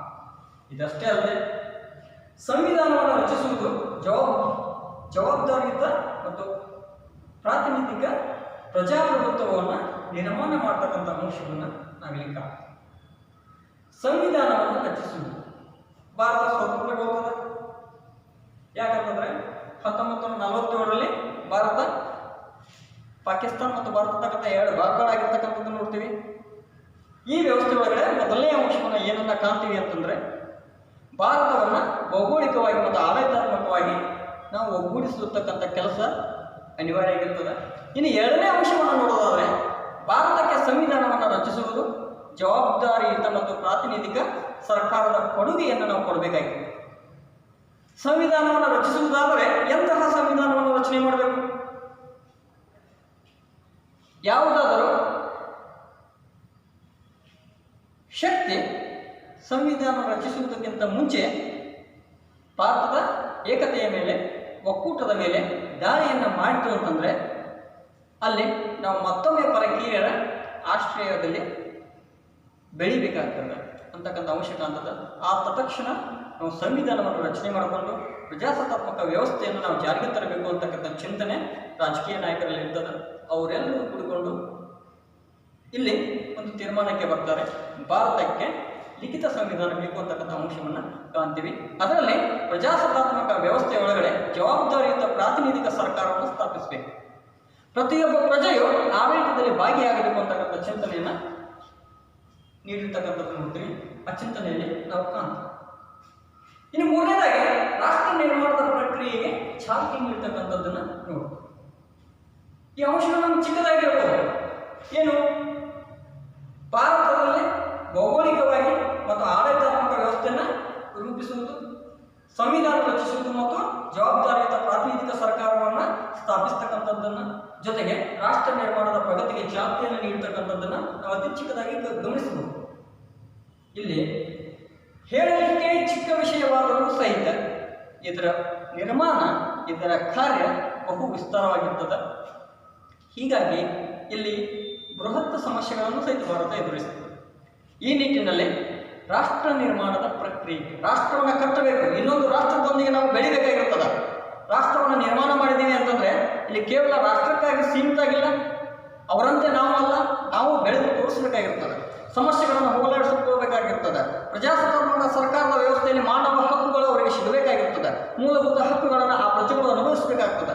ಆ ನಿಟ್ಟಿನಲ್ಲಿ ರಾಷ್ಟ್ರ ನಿರ್ಮಾಣಕ್ಕಾಗಿ ರಾಷ್ಟ್ರವನ್ನು ಕಟ್ಟಿ ಬೆಳೆಸತಕ್ಕಂಥ ಕೆಲಸಕ್ಕೆ ನಾವು ಚಾಲನೆಯನ್ನು ಕೊಡ್ತಕ್ಕಂಥದ್ದು ಅನಿವಾರ್ಯ ಅಂತಕ್ಕಂಥದ್ದನ್ನು ಸಹಿತ ನಾವಿಲ್ಲಿ ಕಾಣ್ತೀವಿ. ಇನ್ನು ಇದರ ಪೂರ್ವೇತಿಕ ಇತಿಹಾಸವನ್ನು ಸಹಿತ ನಾವಿಲ್ಲಿ ಕಾಣ್ತೀವಿ. 1600ರಲ್ಲಿ ಭಾರತಕ್ಕೆ ಬ್ರಿಟಿಷರು ಅಥವಾ ಇಂಗ್ಲಿಷರು ಕಾಲಿಡ್ತಾರೆ. ಆ ನಿಟ್ಟಿನಲ್ಲಿ ಅವರದೇ ಆಗಿರ್ತಕ್ಕಂಥ ಒಂದು ಕಂಪನಿ ಭಾರತದಲ್ಲಿ ಆಡಳಿತದ ವ್ಯವಸ್ಥೆಯನ್ನು ಸ್ಥಾಪನೆ ಮಾಡ್ತಾರೆ. ಅವರ ಕಂಪನಿಯನ್ನು ಈಸ್ಟ್ ಇಂಡಿಯಾ ಅಂತ ಹೇಳಿ ಕರೆಯಲಾಗಿದೆ. ಬ್ರಿಟಿಷರು ಸ್ಥಾಪನೆ ಮಾಡಿರೋದರಿಂದ ಅದನ್ನು ಬ್ರಿಟಿಷ್ ಈಸ್ಟ್ ಇಂಡಿಯಾ ಕಂಪನಿ ಅಂತ ಹೇಳಿ ಕರೆಯಲಾಗ್ತದೆ. 1600ರಲ್ಲಿ ಬ್ರಿಟಿಷರು ಭಾರತಕ್ಕೆ ಬರ್ತಾರೆ. ಪೋರ್ಚುಗೀಸರೇ ಮೊದಲು ಏನು ಮಾಡಿರ್ತಾರೆ, ಭಾರತಕ್ಕೆ ಜಲಮಾರ್ಗವನ್ನು ಕಂಡುಹಿಡಿತಾರೆ 1498ರಲ್ಲಿ. ಅದಾದ ನಂತರ 1600ರಲ್ಲಿ ಬ್ರಿಟಿಷರು ಬರ್ತಾರೆ. 1602ರಲ್ಲಿ ಡಚ್ ಈಸ್ಟ್ ಇಂಡಿಯಾ ಕಂಪನಿ ಅಂತಕ್ಕಂಥದ್ದು ಸ್ಥಾಪನೆ ಆಗ್ತದೆ. 1664ರಲ್ಲಿ ಫ್ರೆಂಚ್ ಈಸ್ಟ್ ಇಂಡಿಯಾ ಕಂಪನಿ ಸ್ಥಾಪನೆ ಆಗ್ತದೆ. ಇವೆಲ್ಲ ಕಂಪನಿಗಳು ಪರಕೀಯ ಸರ್ಕಾರದ ಕಂಪನಿಗಳು, ಭಾರತದ ಕಂಪನಿಗಳಲ್ಲ. ಬ್ರಿಟಿಷರಿಗೆ ಅಥವಾ ಪಾಶ್ಚಿಮಾತ್ಯ ರಾಷ್ಟ್ರದವರಿಗೆ ಭಾರತದ ಸಂಪತ್ತು ಬೇಕಾಗಿರ್ತದೆ, ಭಾರತದ ಸಂಪತ್ತು ಅವ್ರನ್ನ ಆಕರ್ಷಣೆ ಮಾಡಿರ್ತದೆ. ಆ ನಿಟ್ಟಿನಲ್ಲಿ ಭಾರತಕ್ಕೆ ಒಂದು ಜಲಮಾರ್ಗವನ್ನು ಕಂಡುಹಿಡಿತಾರೆ. ಇಲ್ಲಿ 1600ರಲ್ಲಿ ಬ್ರಿಟಿಷ್ ಈಸ್ಟ್ ಇಂಡಿಯಾ ಕಂಪನಿ ಸ್ಥಾಪನೆ ಆಗ್ತದೆ. ಹಲವಾರು ಕೋಟಿಗಳನ್ನು ಅವರು ಭಾರತದಲ್ಲಿ ತೆರೀತಾರೆ. ಅಂತಂದರೆ ವ್ಯಾಪಾರದ ಕೋಟೆಗಳನ್ನು ಅನಂತರ ಕಟ್ತಾರೆ. ಇಲ್ಲಿ ವ್ಯಾಪಾರದ ಕೋಟೆಗಳು ಮತ್ತು ಕೋಟೆಗಳು ಬೇರೆ. ಕೋಟೆ ಅಂತಂದರೆ ವ್ಯಾಪಾರದ ವ್ಯವಸ್ಥೆಗೆ ಉಗ್ರಾಣಗಳನ್ನೆಲ್ಲ ಸ್ಥಾಪನೆ ಮಾಡ್ತಾರೆ. 1757ರಲ್ಲಿ ನಡೆದ ಪ್ಲಾಸಿ ಕದನದ ನಂತರ ರಾಜಕೀಯ ಅಧಿಕಾರವನ್ನು ಇಲ್ಲಿ ಪಡೆಯಿತು ಅಂತಕ್ಕಂಥದ್ದನ್ನು ನೋಡ್ತೀವಿ, ಇತಿಹಾಸದಲ್ಲಿ ಬರ್ತದೆ. 1757ರಲ್ಲಿ ಪ್ಲಾಸಿ ಕದನ ನಡೀತದೆ. ಬಂಗಾಳದ ನವಾಬನಾಗಿರ್ತಕ್ಕಂತಹ ಸಿರಾಜುದ್ದೌಲ್ ಹಾಗೂ ಬ್ರಿಟಿಷರ ನಡುವೆ ಯುದ್ಧ ನಡೀತದೆ. ಈ ಯುದ್ಧದಲ್ಲಿ ಸಿರಾಜುದ್ದೌಲ್ ಮೋಸದಿಂದ ಸೋಲನ್ನಾಗ್ತಾನೆ, ಜೊತೆಗೆ ಸಾವಿಗೀಡಾಗ್ತಾನೆ ಅಂತಕ್ಕಂಥದ್ದನ್ನು ನೋಡ್ತೀವಿ. ಈ ಪ್ಲಾಸಿ ಕದನ ಭಾರತದಲ್ಲಿ ಬ್ರಿಟಿಷರಿಗೊಂದು ಹಿಡಿತವನ್ನು ತಂದುಕೊಡ್ತದೆ. ವ್ಯಾಪಾರದ ಉದ್ದೇಶಗಳನ್ನು ಇಟ್ಟುಕೊಂಡು ಆಡಳಿತವನ್ನು ನಡೆಸಬಹುದಲ್ಲ ಅಂತಕ್ಕಂಥ ಚಿಂತನೆಯನ್ನು ಬಿತ್ತುತ್ತದೆ. ಮೊದಲಿಗೆ ವ್ಯಾಪಾರಕ್ಕೆಂದು ಬಂದ ಪರಕೀಯರು ಅನಂತರ ಭಾರತದಲ್ಲಿ ನೆಲೆಯೂರಲು ಯಾವ ಯುದ್ಧದಿಂದ ಸಾಧ್ಯವಾಯಿತು ಅಂತಕ್ಕಂಥದ್ದನ್ನು ನೋಡೋದಾದ್ರೆ ಅದು ನಿಸ್ಸಂದೇಹವಾಗಿ ಹೇಳಬಹುದು 1757ರ ಪ್ಲಾಸಿ ಕದನ ಅಂತಕ್ಕಂಥದ್ದನ್ನು ನಾವಿಲ್ಲಿ ಅಧ್ಯಯನ ಮಾಡ್ತೀವಿ. ಅನಂತರ 1757ರಿಂದ 1858ರವರೆಗೆ ಬ್ರಿಟಿಷ್ ಈಸ್ಟ್ ಇಂಡಿಯಾ ಕಂಪನಿ ಸಂಪೂರ್ಣವಾಗಿ ಭಾರತದಲ್ಲಿ ಆಡಳಿತವನ್ನು ನಡೆಸ್ತದೆ. ಈ ನಿಟ್ಟಿನಲ್ಲಿ ಹಲವಾರು ಬದಲಾವಣೆಗಳಾಗ್ತವೆ, ಹಲವಾರು ಗವರ್ನರ್ ಜನರಲ್ ಬರ್ತಾರೆ, ಹಲವಾರು ಕಾಯ್ದೆ ಕಾನೂನುಗಳು ಜಾರಿಗೆ ಬರ್ತಾವೆ. ಇವೆಲ್ಲವೂ ಸಹ ಏನಾಗತ್ತಪ್ಪ ಅಂತಂದ್ರೆ ಬ್ರಿಟಿಷ್ ಈಸ್ಟ್ ಇಂಡಿಯಾ ಕಂಪನಿಯ ಆಡಳಿತದ ವ್ಯವಸ್ಥೆಯೊಳಗಡೆ ಬರ್ತದೆ. 1858ರಲ್ಲಿ ರಾಣಿ ವಿಕ್ಟೋರಿಯಾ ಘೋಷಣೆ ಬರುವವರೆಗೂ ಇಲ್ಲಿ ಬ್ರಿಟಿಷ್ ಈಸ್ಟ್ ಇಂಡಿಯಾ ಕಂಪನಿ ಭಾರತದಲ್ಲಿ ಆಡಳಿತವನ್ನು ನಡೆಸ್ತದೆ. 1857ರಲ್ಲಿ ಪ್ರಥಮ ಸ್ವಾತಂತ್ರ್ಯ ಸಂಗ್ರಾಮ ಭಾರತದಲ್ಲಿ ನಡೀತದೆ. ಆ ನಿಟ್ಟಿನಲ್ಲಿ ಅದರ ಪರಿಣಾಮವಾಗಿ ಬ್ರಿಟಿಷ್ ಸಾಮ್ರಾಜ್ಯದ ರಾಣಿಯಾಗಿರ್ತಕ್ಕಂಥ ಇಂಗ್ಲೆಂಡಿನ ರಾಣಿಯಾಗಿರ್ತಕ್ಕಂಥ ರಾಣಿ ವಿಕ್ಟೋರಿಯಾ ಇಲ್ಲಿ ಘೋಷಣೆಯನ್ನು ಮಾಡ್ತಾರೆ.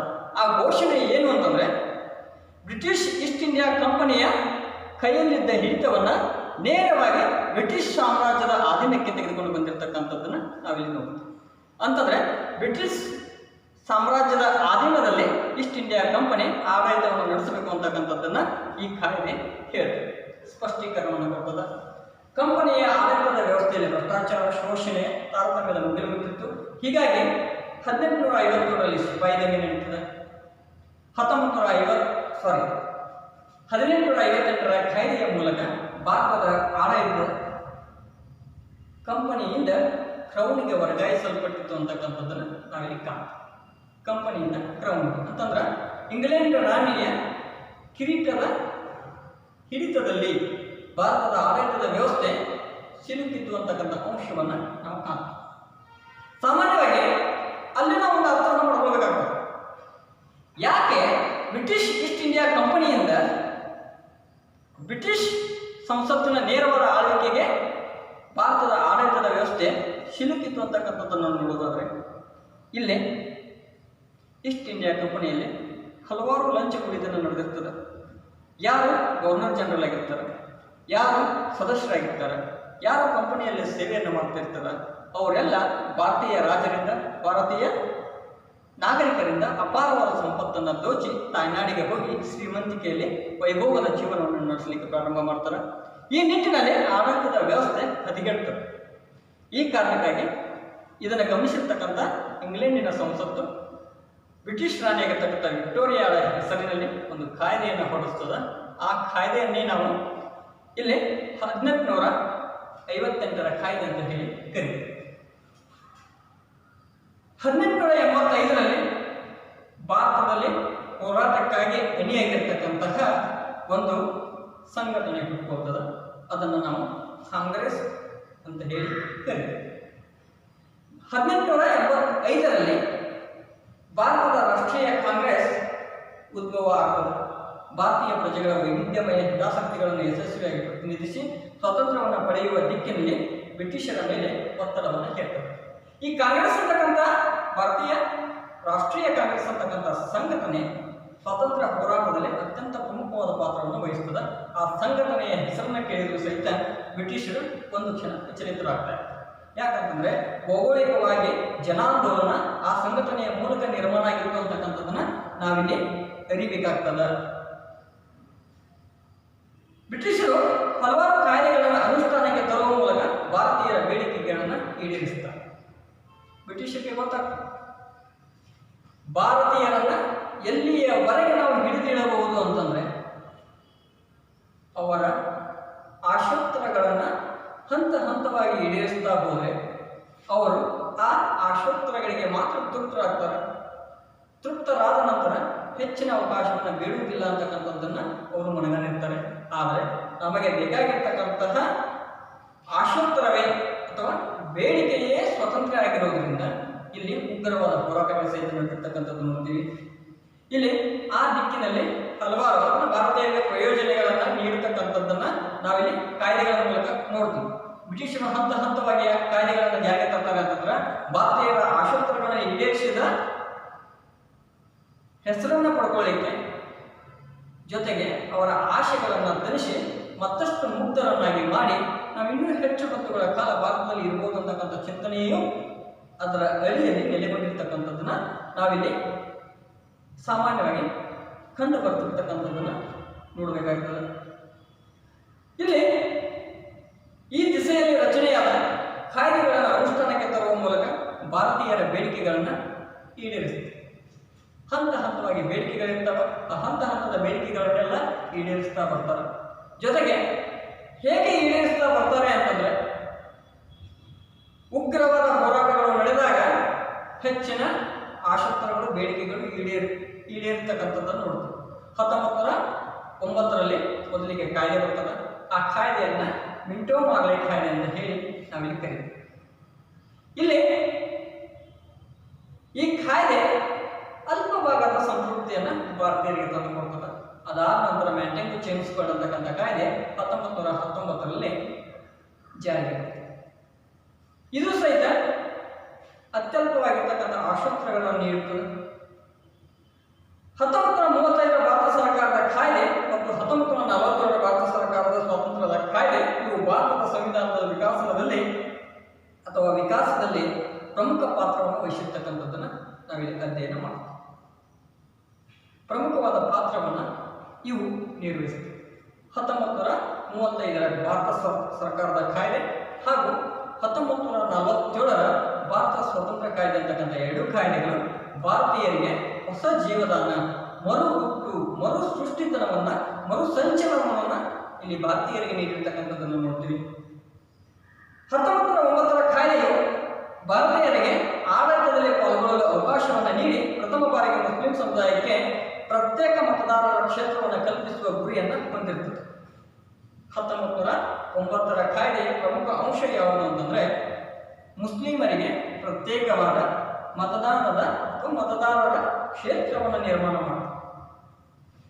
ಇಲ್ಲಿ ಇದರಿಂದ ಭಾರತದಲ್ಲಿರ್ತಕ್ಕಂಥ ಹಿಂದೂ ಮುಸಲ್ಮಾನರ ಒಗ್ಗಟ್ಟನ್ನು ಒಡಿಬಹುದು ಅಂತಕ್ಕಂಥ ಚಿಂತನೆ ಬ್ರಿಟಿಷರದಾಗಿದೆ.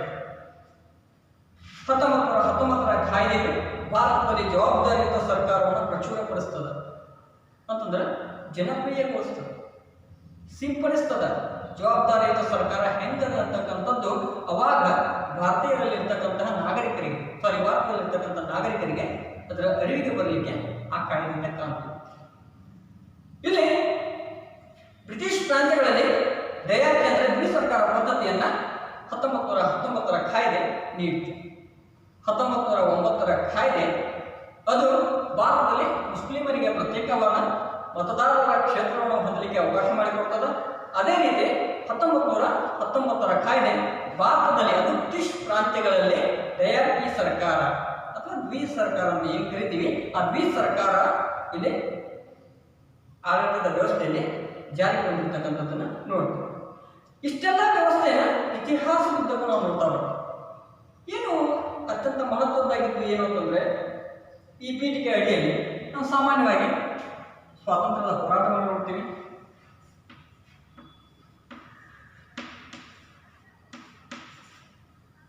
ಭಾರತ ಎದುರಿಸಿರ್ತಕ್ಕಂಥ ಸಮಸ್ಯೆಗಳನ್ನು ನೋಡ್ತೀವಿ,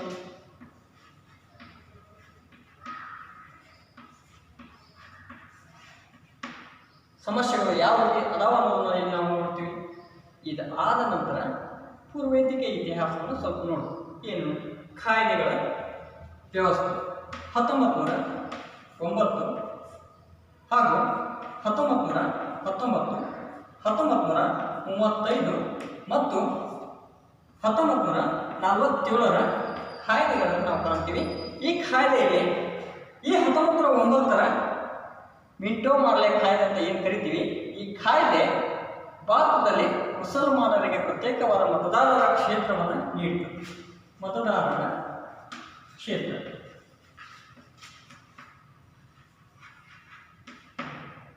ಮುಸ್ಲಿಂ ಸಮುದಾಯ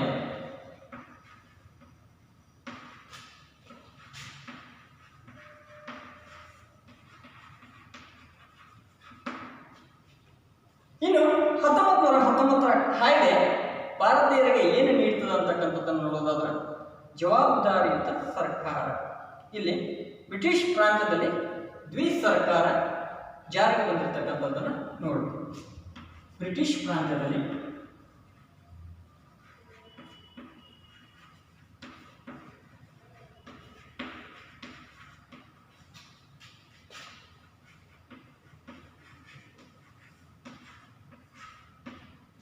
ದ್ವಿಸರ್ಕಾರ ಜಾರಿಗೆ ಬಂದಿರತಕ್ಕಂಥದ್ದನ್ನು ಅಧ್ಯಯನ ಮಾಡ್ತೀವಿ. ಇನ್ನು 1935ರ ಕಾಯ್ದೆ ಮತ್ತು 1947ರ ಭಾರತದ ಸ್ವತಂತ್ರ ಕಾಯ್ದೆ ಇವು ಭಾರತೀಯರ ಬೆನ್ನೆಲುಬಾಗಿ, ಸ್ವಾತಂತ್ರ್ಯದ ಬೆನ್ನೆಲುಬಾಗಿ ಇವೆರಡು ಕಾಯ್ದೆಗಳು ನಿಂತಿರ್ತಕ್ಕಂಥದ್ದನ್ನು ನೋಡ್ತೀವಿ.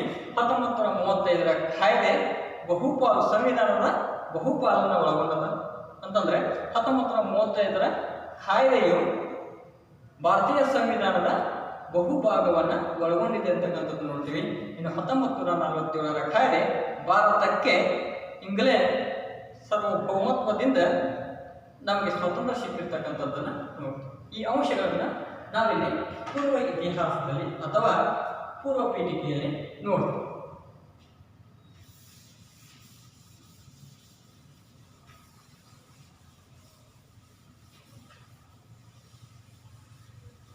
ಇನ್ನು ನಾವು ಮುಂದುವರೆದಂತೆ ನೋಡ್ತಕ್ಕಂಥ ಅಂಶ ಯಾವುದು ಅಂತಂದ್ರೆ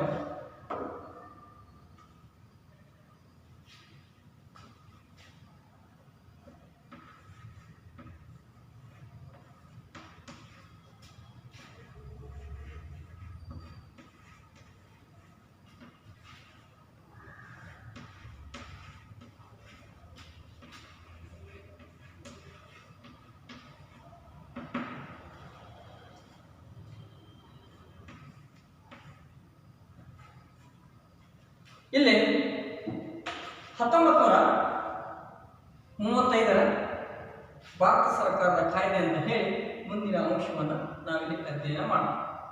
ಅಧ್ಯಯನ ಮಾಡೋದಕ್ಕಿಂತ ಮುಂಚೆ ಈ ಕಾಯ್ದೆ ಜಾರಿಗೆ ಹೇಗೆ ಬಂತು ಅಂತಕ್ಕಂಥದ್ದನ್ನು ನಾವಿಲ್ಲಿ ನೋಡೋಣ. 1919ರ ಸುಧಾರಣೆಗಳು ಅಂತಂದ್ರೆ 1919ರಲ್ಲಿ ಜಾರಿಗೆ ಬಂದಿರತಕ್ಕಂತಹ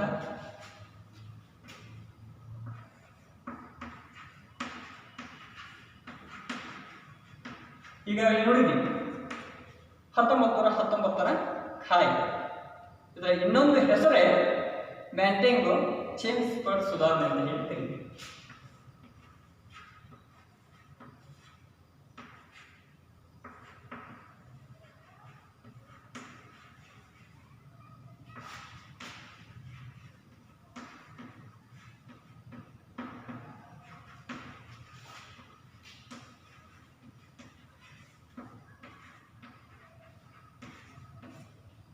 ಇಲ್ಲಿ 1919ರ ಕಾಯ್ದೆಯ ಇನ್ನೊಂದು ಹೆಸರು, ಅದೇ ರೀತಿ 1909ರ ಕಾಯ್ದೆಯ ಇನ್ನೊಂದು ಹೆಸರು ಮಿಂಟೋ ಮಾರ್ಲೆ ಸುಧಾರಣೆ ಅಂತ ಹೇಳಿ ಸಹಿತ ನಾವಿಲ್ಲಿ ಕರೀತೀವಿ.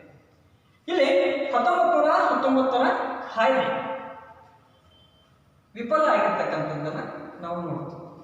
ಯಾವ ಹೊತ್ತಿಗೆ ಅಂತಂದ್ರೆ 1931ರಿಂದ 34ರ ಅವಧಿಯ ಒಳಗೆ ನಾವು ಇವು ಯಾವುದೇ ಕಾಯ್ದೆಗಳು ಅಂತಂದ್ರೆ 1919ರ ಯಾವುದೇ ಕಾಯ್ದೆಗಳು ನಿಯಮಗಳು ಜಾರಿಗೆ ಬರುವುದಿಲ್ಲ. ಕೆಲವು ಅಂಶಗಳು ಮಾತ್ರ ಜಾರಿಗೆ ಬರ್ತವೆ. ಇನ್ನುಳಿದಿರ್ತಕ್ಕಂಥ ಜವಾಬ್ದಾರಿಯುತ ಪ್ರಾತಿನಿಧಿಕ ಸರ್ಕಾರವನ್ನು ಸ್ಥಾಪಿಸತಕ್ಕಂತಹ ಯಾವುದೇ ಪ್ರಯತ್ನಗಳು ಈ ಕಾಯ್ದೆಯ ನಂತರ ಆಗುವುದಿಲ್ಲ. ಅದರ ಪರಿಣಾಮವಾಗಿ ನಾವು ಭಾರತೀಯ ಪ್ರಜೆಗಳ ಆಶೋತ್ತರಗಳನ್ನು ಈಡೇರಿಸುವ ಸಲುವಾಗಿ ಹಾಗೂ 1919ರ ಕಾಯ್ದೆಯು ಅಥವಾ ಈ ಸುಧಾರಣೆಗಳು ವಿಫಲವಾದ ಪರಿಣಾಮವಾಗಿ ಮಹಾತ್ಮ ಗಾಂಧೀಜಿಯವರ ನೇತೃತ್ವದಲ್ಲಿ ಕಾಂಗ್ರೆಸ್ ಪಕ್ಷವು ಅಸಹಕಾರ ಚಳವಳಿಯ ಮೂಲಕ ಸ್ವರಾಜ್ಯ ಆಂದೋಲನವನ್ನು ಪ್ರಾರಂಭ ಮಾಡಿತು. 1916ರಲ್ಲಿ ಬ್ರಿಟಿಷರು ಇನ್ನೊಬ್ಬ ನಾಯಕನ ಯುಗವನ್ನು ಕಾಣಬೇಕಾಗುತ್ತೆ. ಅವರ ಪಾತ್ರ ಪ್ರಾರಂಭ ಆಗ್ತದೆ. ಅವರು ಯಾರು ಅಂತಂದ್ರೆ ಮಹಾತ್ಮ ಗಾಂಧೀಜಿ ಅಂತ ಹೇಳಿ ಅವರನ್ನು ನಾವೆಲ್ಲ ಕರೀತೀವಿ. ಮಹಾತ್ಮ ಗಾಂಧೀಜಿಯವರ ಕಾಲವನ್ನು 1916ರಿಂದ 1948ರ ಅವಧಿಯವರೆಗಿನ ಕಾಲವನ್ನು ಇಲ್ಲಿ ಭಾರತೀಯ ಸ್ವತಂತ್ರ ಹೋರಾಟದಲ್ಲಿ ಗಾಂಧಿ ಯುಗ ಅಂತ ಹೇಳಿ ನಾವು ಕರೀತೀವಿ. ಈ ಗಾಂಧೀಜಿಯವರು ಹೋರಾಟವನ್ನು ಪ್ರಾರಂಭ ಮಾಡ್ತಾರೆ. ಯಾಕಂತಂದ್ರೆ ಭಾರತೀಯ ಪ್ರಜೆಗಳ ಆಶೋತ್ತರಗಳನ್ನು ಈಡೇರಿಸುವಲ್ಲಿ 1919ರ ಕಾಯ್ದೆ ವಿಫಲ ಆಗ್ತದೆ. ಇದರ ಪರಿಣಾಮವಾಗಿ ಗಾಂಧೀಜಿಯವರು ಅಸಹಕಾರ ಚಳವಳಿಯ ಮೂಲಕ ಸ್ವರಾಜ್ಯ ಅಂತಕ್ಕಂಥ ಕಲ್ಪನೆಯನ್ನು ಬಿಂಬಿಸಿ ಹೋರಾಟಕ್ಕೆ ಇಳಿತಾರೆ. ಅವರ ನಾಯಕತ್ವದ ಅಡಿಯಲ್ಲಿ ಹೊಸ ತತ್ವವನ್ನು ಜಾರಿಗೆ ಬರ್ತದೆ. ಆ ಹೊಸ ತತ್ವ ಯಾವುದು ಅಂತಂದ್ರೆ ಅಹಿಂಸೆ ಅಂತಕ್ಕಂಥದ್ದನ್ನು ಸಹಿತದಲ್ಲಿ ನೋಡ್ತೀವಿ. ಇಲ್ಲಿ ಸ್ವರಾಜ್ಯ ಅಂತಕ್ಕಂಥ ಅರ್ಥ ಏನು ಅಂತಂದ್ರೆ ಸ್ವರಾಜ್ಯ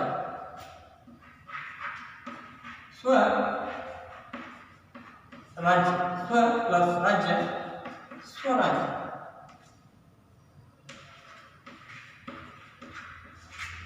ಅರ್ಥವೇ ಹೇಳ್ತದೆ. ನಮ್ಮ ರಾಜ್ಯ, ಸ್ವ ಅಂತಂದ್ರೆ ನಮ್ಮದು ಸ್ವಂತದ್ದು, ರಾಜ್ಯ ಅಂತಂದ್ರೆ ನಮ್ಮದು, ನಮ್ಮದೇ ಸಂಘಟನೆ, ಒಂದೇ ಭಾವನೆಯಿಂದ ಕೂಡಿರ್ತಕ್ಕಂಥವರ ಸಂಘಟನೆ, ಒಂದೇ ಚಿಂತನೆ, ಒಂದೇ ನೆಲೆಗಟ್ಟನ್ನು ಹೊಂದಿರ್ತಕ್ಕಂಥವರ ಸಮೂಹ. ಹೀಗೆ ನಾನಾ ಅರ್ಥದಿಂದ ನಾವಿಲ್ಲಿ ಕರಿಬಹುದು.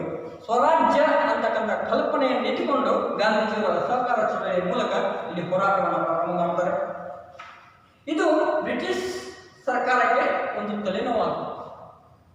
ಗಾಂಧೀಜಿಯವರು ಯಾವಾಗ ಹೋರಾಟವನ್ನು ಪ್ರಾರಂಭ ಮಾಡ್ತಾರೆ, ಆ ಹೋರಾಟಕ್ಕೆ, ಗಾಂಧೀಜಿಯವರ ಹೋರಾಟಕ್ಕೆ ಯಾವಾಗ ಅಭೂತಪೂರ್ವವಾದ ಜನಬೆಂಬಲ ಸಿಗ್ತದೋ ಅವಾಗ ಬ್ರಿಟಿಷರು ಅದನ್ನು ತಲೆನೋವಾಗಿಸಿಕೊಳ್ಬೇಕಾಗ್ತದೆ. ಯಾಕಂತಂದ್ರೆ 1919ರ ಕಾಯ್ದೆ ಭಾರತೀಯ ಆಶೋತ್ತರಗಳನ್ನು ಈಡೇರಿಸಿದ್ದರೆ ಈ ಹೋರಾಟ ಆಗ್ತಾ ಇರಲಿಲ್ಲ ಅಂತಕ್ಕಂಥದ್ದನ್ನು ಸಹಿತ ಮನಗಂಡಿರುವುದನ್ನು ನಾವಿಲ್ಲಿ ಗ್ರಹಿಸ್ತೀವಿ. ಇಲ್ಲಿ ಈ ನಿಟ್ಟಿನಲ್ಲಿ ಬ್ರಿಟಿಷ್ ಸರ್ಕಾರವು ಒಂದು ಶಾಸನಾತ್ಮಕ ಆಯೋಗವನ್ನು ರಚನೆ ಮಾಡುತ್ತೆ. ಶಾಸನಾತ್ಮಕ ಆಯೋಗ ಅಂತಂದ್ರೆ ಇಂಗ್ಲೆಂಡಿನ ಸಂಸತ್ತಿನಿಂದ ಒಂದು ಶಾಸನವನ್ನು ಹೊರಡಿಸ್ತಕ್ಕಂಥ ಕೆಲಸವನ್ನು ಮಾಡ್ತದೆ. ಆ ನಿಟ್ಟಿನಲ್ಲಿ ಅದನ್ನ ಸಾಮಾನ್ಯವಾಗಿ ಸೈಮನ್ ಆಯೋಗ ಅಂತ ಹೇಳಿ ನಾವು ಕರೀತೀವಿ. ಇಲ್ಲಿ ಬ್ರಿಟಿಷ್ ಸರ್ಕಾರವನ್ನು ಶಾಸನಾತ್ಮಕ ಆಯೋಗವನ್ನು ರಚಿಸಲು ಕಾರಣ ಆಗ್ತದೆ. ಈ ಆಯೋಗವನ್ನು 1919ರ ಕಾಯ್ದೆಯ ಬಗ್ಗೆ ವಿಮರ್ಶಿಸಲು ಮತ್ತು ಡಯಾರಿಟಿಯ ಕಾರ್ಯವೈಖರಿಯ ಬಗ್ಗೆ ವರದಿ ನೀಡಲಿಕ್ಕೆ 1927ರಲ್ಲಿ ನೇಮಿಸಲಾಗಿದೆ. 1919ರ ಕಾಯ್ದೆ ವಿಫಲ ಆಗಿದೆ. ಯಾಕೆ ವಿಫಲ ಆಯಿತು? ಬ್ರಿಟಿಷ್ ಪ್ರಾಂತದಲ್ಲಿ ಈಗಾಗಲೇ ಹೇಳಿರುವಂತೆ ಡಯಾರಿಟಿ ದ್ವಿಸರ್ಕಾರ ಪದ್ಧತಿಯನ್ನು ಜಾರಿಗೆ ತರಲಾಗಿತ್ತು. ಆ ದ್ವಿಸರ್ಕಾರ ಪದ್ಧತಿ ವ್ಯವಸ್ಥೆ ಹೆಂಗೆ ನಿರ್ಮಾಣ ಆಗಿದೆ, ಹೆಂಗೆ ಚಲನೆಯಲ್ಲಿದೆ ಅಂತಕ್ಕಂಥದ್ದನ್ನ ವರದಿ ಮಾಡಲಿಕ್ಕೆ, ಶಿಫಾರಸನ್ನು ನೀಡಲಿಕ್ಕೆ ಇಲ್ಲಿ ಸೈಮನ್ ಅವರ ನೇತೃತ್ವದಲ್ಲಿ, ಅವರ ಅಧ್ಯಕ್ಷತೆಯಲ್ಲಿ ಒಂದು ಸಮಿತಿಯನ್ನ ಅಥವಾ ಆಯೋಗವನ್ನು ರಚನೆ ಮಾಡಲಾಗ್ತದೆ. ಆ ಸೈಮನ್ ಅವರ ಅಧ್ಯಕ್ಷತೆಯ ಆಯೋಗವನ್ನೇ ನಾವಿಲ್ಲಿ ಸೈಮನ್ ಆಯೋಗ ಅಂತ ಹೇಳಿ ಕರೀತೀವಿ. ಸೈಮನ್ ಆಯೋಗ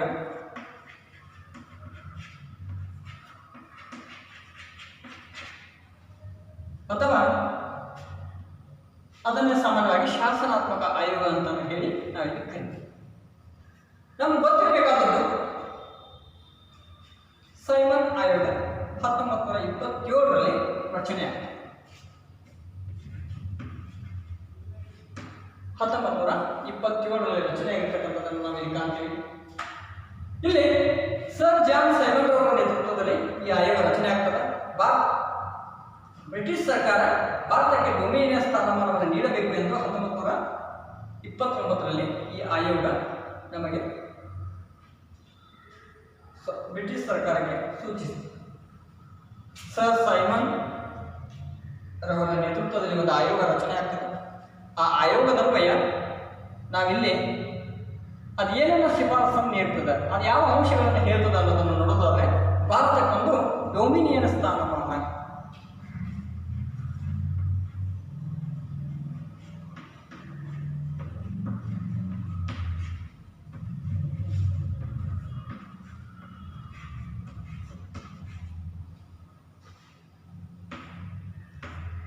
ಡೊಮಿನಿಯನ್ ಸ್ಥಾನಮಾನ.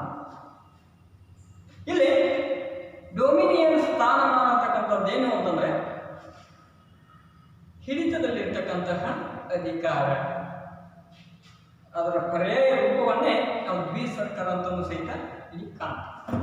ಹಿಡಿತದಲ್ಲಿರುವ ಸರ್ಕಾರ ಅಂತ ಹೇಳಿ ನಾವು ಕಾಣ್ತೀವಿ. ಇಲ್ಲಿ ಅದನ್ನ 1929ರಲ್ಲಿ ಘೋಷಣೆಯನ್ನು ಮಾಡ್ತದೆ ಅಥವಾ ಶಿಫಾರಸನ್ನು ನೀಡ್ತದೆ. ಇದಾದ ನಂತರ ಇನ್ನೊಂದು ಪ್ರಮುಖವಾದ ಅಂಶ ಏನು ಅಂತಂದ್ರೆ 1930,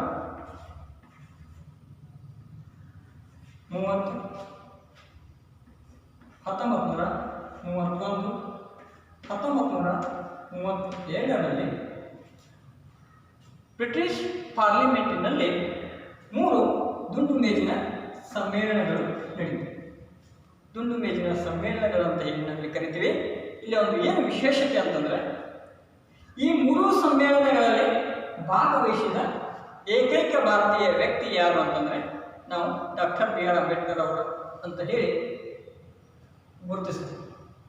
ಯಾಕಂತಂದ್ರೆ ಅವರು ಈ 3 ದುಂಡು ಮೇಜಿನ ಸಮ್ಮೇಳನಗಳಲ್ಲಿ ಭಾಗವಹಿಸ್ತಾರೆ. ಈ 3 ದುಂಡು ಮೇಜಿನ ಸಮ್ಮೇಳನಗಳಲ್ಲಿ ಸೈಮನ್ ವರದಿಯನ್ನು ಪರಿಗಣಿಸಲಾಗುತ್ತದೆ, ಚರ್ಚೆಗೆ ತರಲಾಗುತ್ತದೆ. ಯಾಕೆ 1919ರ ಕಾಯ್ದೆ ವಿಫಲ ಆಯಿತು? ಡಯಾರಿಟಿಯ ಬಗ್ಗೆ ಅದರ ಅಂಶಗಳೇನು, ಭಾರತಕ್ಕೆ ಡೊಮಿನಿಯನ್ ಸ್ಥಾನಮಾನ ಅವಶ್ಯಕತೆ ಇದೆಯೇ ಅಂತಕ್ಕಂಥ ಚರ್ಚೆ ಅಲ್ಲಿ ನಡೀತದೆ. ಈ 3 ಸಮ್ಮೇಳನಗಳ ನಂತರ ಶ್ವೇತಪತ್ರವನ್ನು ಹೊರಡಿಸಲಾಗುತ್ತದೆ. ಅದರ ಮುಖ್ಯಾಂಶಗಳನ್ನು ಸಹಿತ ಈ 3 ಸಮ್ಮೇಳನಗಳು ನಡೀತವೆ. ಇಂಗ್ಲೆಂಡಿನ ಲಂಡನ್ ನಗರದಲ್ಲಿ ನಡೀತವೆ. ಈ ಸಮ್ಮೇಳನಗಳನ್ನು ಪರಿಗಣಿಸಲಾಗ್ತದೆ, ಚರ್ಚೆಯನ್ನು ಮಾಡಲಾಗ್ತದೆ. ಚರ್ಚೆ ಆದ ನಂತರ ಶ್ವೇತಪತ್ರದಲ್ಲಿ ಅಂತಂದರೆ ಒಂದು ಕಾನೂನಿನ ಮಾನ್ಯತೆ ಅಡಿಯಲ್ಲಿ ಇಲ್ಲಿ ಕೆಲವು ಅಂಶಗಳನ್ನು ಭಾರತದಲ್ಲಿ ಜಾರಿಗೆ ತರಬೇಕು ಅಂತಕ್ಕಂಥದ್ದನ್ನು ನೋಡಲಾಗ್ತದೆ. ಅವು ಯಾವ ಅಂಶಗಳು ಅಂತಂದರೆ ಸಾಮಾನ್ಯವಾಗಿ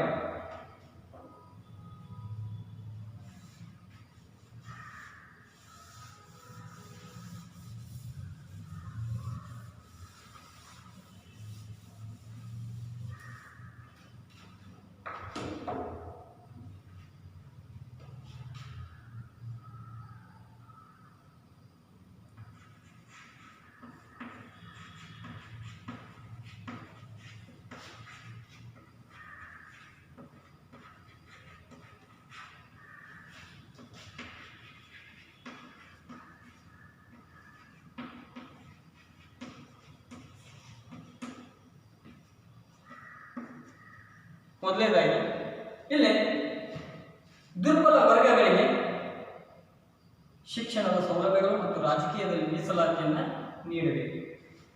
ದುರ್ಬಲ ವರ್ಗಗಳಿಗೆ ಶಿಕ್ಷಣದ ಸೌಲಭ್ಯ.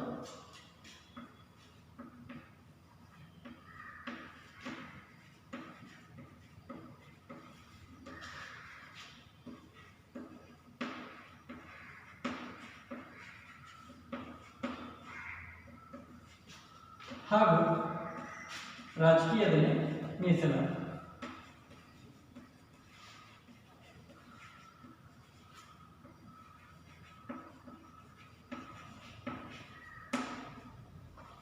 ನಾವಿಲ್ಲಿ ಕಾಣ್ತಕ್ಕಂತಹ ಪ್ರಮುಖವಾದ ಅಂಶ ಏನು ಅಂತಂದರೆ ಭಾರತದ ಹಳ್ಳಿಗಳ ಚಿತ್ರಣವನ್ನು ಕಾಣ್ತೀವಿ. ಸಮುದಾಯದಲ್ಲಿರ್ತಕ್ಕಂಥ ವ್ಯವಸ್ಥೆಯನ್ನು ನಾವಿಲ್ಲಿ ಕಾಣ್ತೀವಿ. ದುರ್ಬಲ ವರ್ಗಗಳು ಹಲವಾರು ಭಾರತದಲ್ಲಿ ಜಾತಿ ಆಧಾರಿತ ವರ್ಗಗಳ ನಿರ್ಮಾಣ ಆಗಿರ್ತವೆ. ಇಲ್ಲಿ ವರ್ಗಗಳೆಲ್ಲ ಸಮಾನತೆಯನ್ನು ಕೂಡಿರ್ತವೆ. ಸಮಾನತೆಯನ್ನು ತರುವ ನಿಟ್ಟಿನಲ್ಲಿ ಅವರಿಗೆ ಶಿಕ್ಷಣ ಸೌಲಭ್ಯವನ್ನು ಒದಗಿಸಬೇಕಾಗ್ತದೆ. ಮೊದಲು ಶಿಕ್ಷಣ ನೀಡಿ ಅವರನ್ನು ಪ್ರಬುದ್ಧರನ್ನಾಗಿಸಬೇಕಾಗ್ತದೆ. ಅದಾದ ನಂತರ ರಾಜಕೀಯದಲ್ಲಿ ಮೀಸಲಾತಿಯನ್ನು ನೀಡಬೇಕು ಅಂತಕ್ಕಂಥ ಅಂಶವನ್ನು ಈ ದುಂಡು ಮೇಜಿನ ಸಮ್ಮೇಳನಗಳಲ್ಲಿ ಕೈಗೊಳ್ಳಲಾಗುತ್ತದೆ. ದುಂಡು ಮೇಜಿನ ಸಮ್ಮೇಳನದಲ್ಲಿ ಸೈಮನ್ ಆಯೋಗವನ್ನು ಪರಿಗಣಿಸಲಾಗ್ತದೆ. ಆ ಸೈಮನ್ ಆಯೋಗದ ವರದಿ ಅನ್ವಯ ಕೆಲವೊಂದಿಷ್ಟು ವಿಷಯಗಳನ್ನು ಅಳವಡಿಸಿಕೊಳ್ಳಲಿಕ್ಕೆ ಇಲ್ಲಿ ಅವಕಾಶಗಳು ಸಿಗ್ತದೆ. ಆ ಅಳವಡಿಸಿಕೊಂಡಿರ್ತಕ್ಕಂಥ ವಿಷಯಗಳು ಯಾವುವು ಅನ್ನೋದನ್ನು ನಾವಿಲ್ಲಿ ನೋಡ್ತೀವಿ.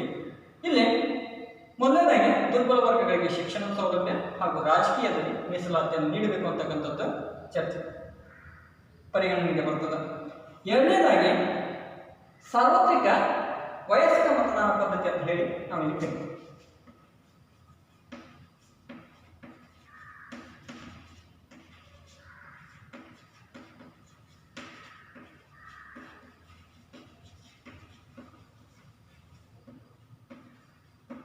ಸಾರ್ವತ್ರಿಕ ವಯಸ್ಕ ಮತದಾನ ಪದ್ಧತಿ ಭಾರತೀಯರನ್ನು ಜಾಗೃತಗೊಳಿಸಬೇಕಾಯಿತು ಅಂತಂದರೆ ನಾವಿಲ್ಲಿ ಸಾರ್ವತ್ರಿಕ ವಯಸ್ಕ ಮತದಾನ ಪದ್ಧತಿಯನ್ನು ಜಾರಿಗೆ ತರಬೇಕು. ಒಂದು ನಿರ್ದಿಷ್ಟವಾದ ವಯಸ್ಸನ್ನು ನಿಗದಿಪಡಿಸಿ ಅವರ ಒಪ್ಪಿಗೆಯನ್ನು ಮತದಾನದ ಮೂಲಕ ಅವರ ಒಪ್ಪಿಗೆಯನ್ನು ನಾವಿಲ್ಲಿ ಕಂಡುಕೊಳ್ಳಬೇಕು ಅಂತಕ್ಕಂಥದ್ದು ಸಹಿತ ಪರಿಗಣಿಸಲ್ಪಡ್ತದೆ.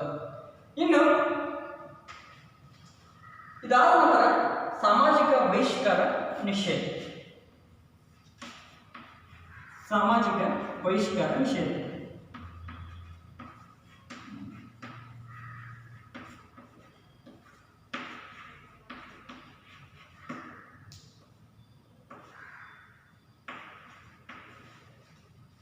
ಇಲ್ಲಿ ಸಾಮಾಜಿಕ ಬಹಿಷ್ಕಾರ ನಿಷೇಧ ಅಂತಕ್ಕಂಥ ಅಂಶವನ್ನು ನಾವಿಲ್ಲಿ ಕಾಣ್ತೀವಿ. ಈ ಸಾಮಾಜಿಕ ಬಹಿಷ್ಕಾರ ಅಂತಕ್ಕಂಥದ್ದು ಜಾತಿಗಳ ಮಧ್ಯೆ ನಡೀತದೆ. ಒಂದು ಜಾತಿಗಳು ಇನ್ನೊಂದು ಜಾತಿಯವರನ್ನು ಸೇರದಂತಿರುವುದು, ಅಂಥವರನ್ನು ಕಂಡ್ರೆ ಅವರಿಗೆ ಊರಿನಿಂದ ಹೊರಗಡೆ ಅಥವಾ ಅವ್ರಿಗೆ ಏನಾದರೂ ತಪ್ಪುಗಳನ್ನು ಮಾಡಿದರೆ ಅವರನ್ನು ಊರಿನ ಆಚೆಗೆ ಓಡಿಸ್ತಕ್ಕಂಥದ್ದನ್ನು, ಊರಿನ ಆಚೆಗೆ ಹೊರಗೆ ಹಾಕ್ತಕ್ಕಂಥದ್ದನ್ನು ನಾವಿಲ್ಲಿ ಸಾಮಾಜಿಕ ಬಹಿಷ್ಕಾರ ಅಂತ ಹೇಳಿ ಕರಿತೀವಿ. ಇದಷ್ಟೇ ಅಲ್ಲದೆ ಅವರನ್ನು ಧರ್ಮದಿಂದಲೂ ಕಿತ್ತೊಗಿತಕ್ಕಂಥದ್ದನ್ನು ನೋಡ್ತೀವಿ, ಅಥವಾ ತಮ್ಮ ಪಂಗಡದಿಂದ ಅವರನ್ನು ನಿಷ್ಕ್ರಿಯಗೊಳಿಸಿರ್ತಕ್ಕಂಥದ್ದನ್ನು ಸಹಿತ ನೋಡ್ತೀವಿ. ಆ ಸಂಬಂಧವನ್ನು ಕಡಿತಗೊಳ್ಳಬೇಕು ಅಂತಕ್ಕಂಥ ಅಂಶವನ್ನು ನಾವಿಲ್ಲಿ ನೋಡ್ತೀವಿ. ಇದಕ್ಕೆ ಹಲವಾರು ಕಾರಣಗಳಿರ್ಬೋದು. ಇದನ್ನು ನಿಷೇಧ ಮಾಡಬೇಕು ಅಂತಕ್ಕಂಥದ್ದನ್ನು ಇಲ್ಲಿ ಪರಿಗಣಿಸಲಾಗ್ತದೆ. ಇನ್ನು ಮೂರನೇದಾಗಿ ಕೋಮು ಪ್ರಾತಿನಿಧ್ಯತೆ, ನಾಲ್ಕನೇದಾಗಿ ಕೋಮು ಪ್ರಾತಿನಿಧ್ಯತೆ.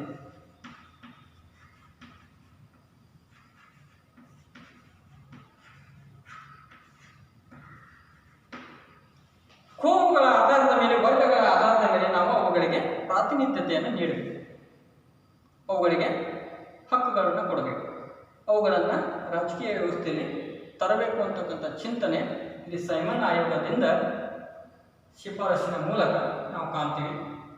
ಇನ್ನು ಅಸ್ಪೃಶ್ಯರಿಗೆ ಪ್ರತ್ಯೇಕವಾದ ಮತಾಧಿಕಾರ. ಐದನೇದಾಗಿ ಅಸ್ಪೃಶ್ಯರಿಗೆ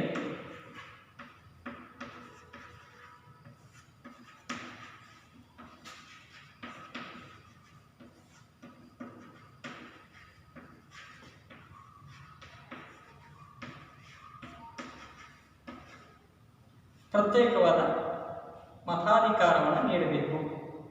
ಅಸ್ಪೃಶ್ಯರು ಅಂತಂದರೆ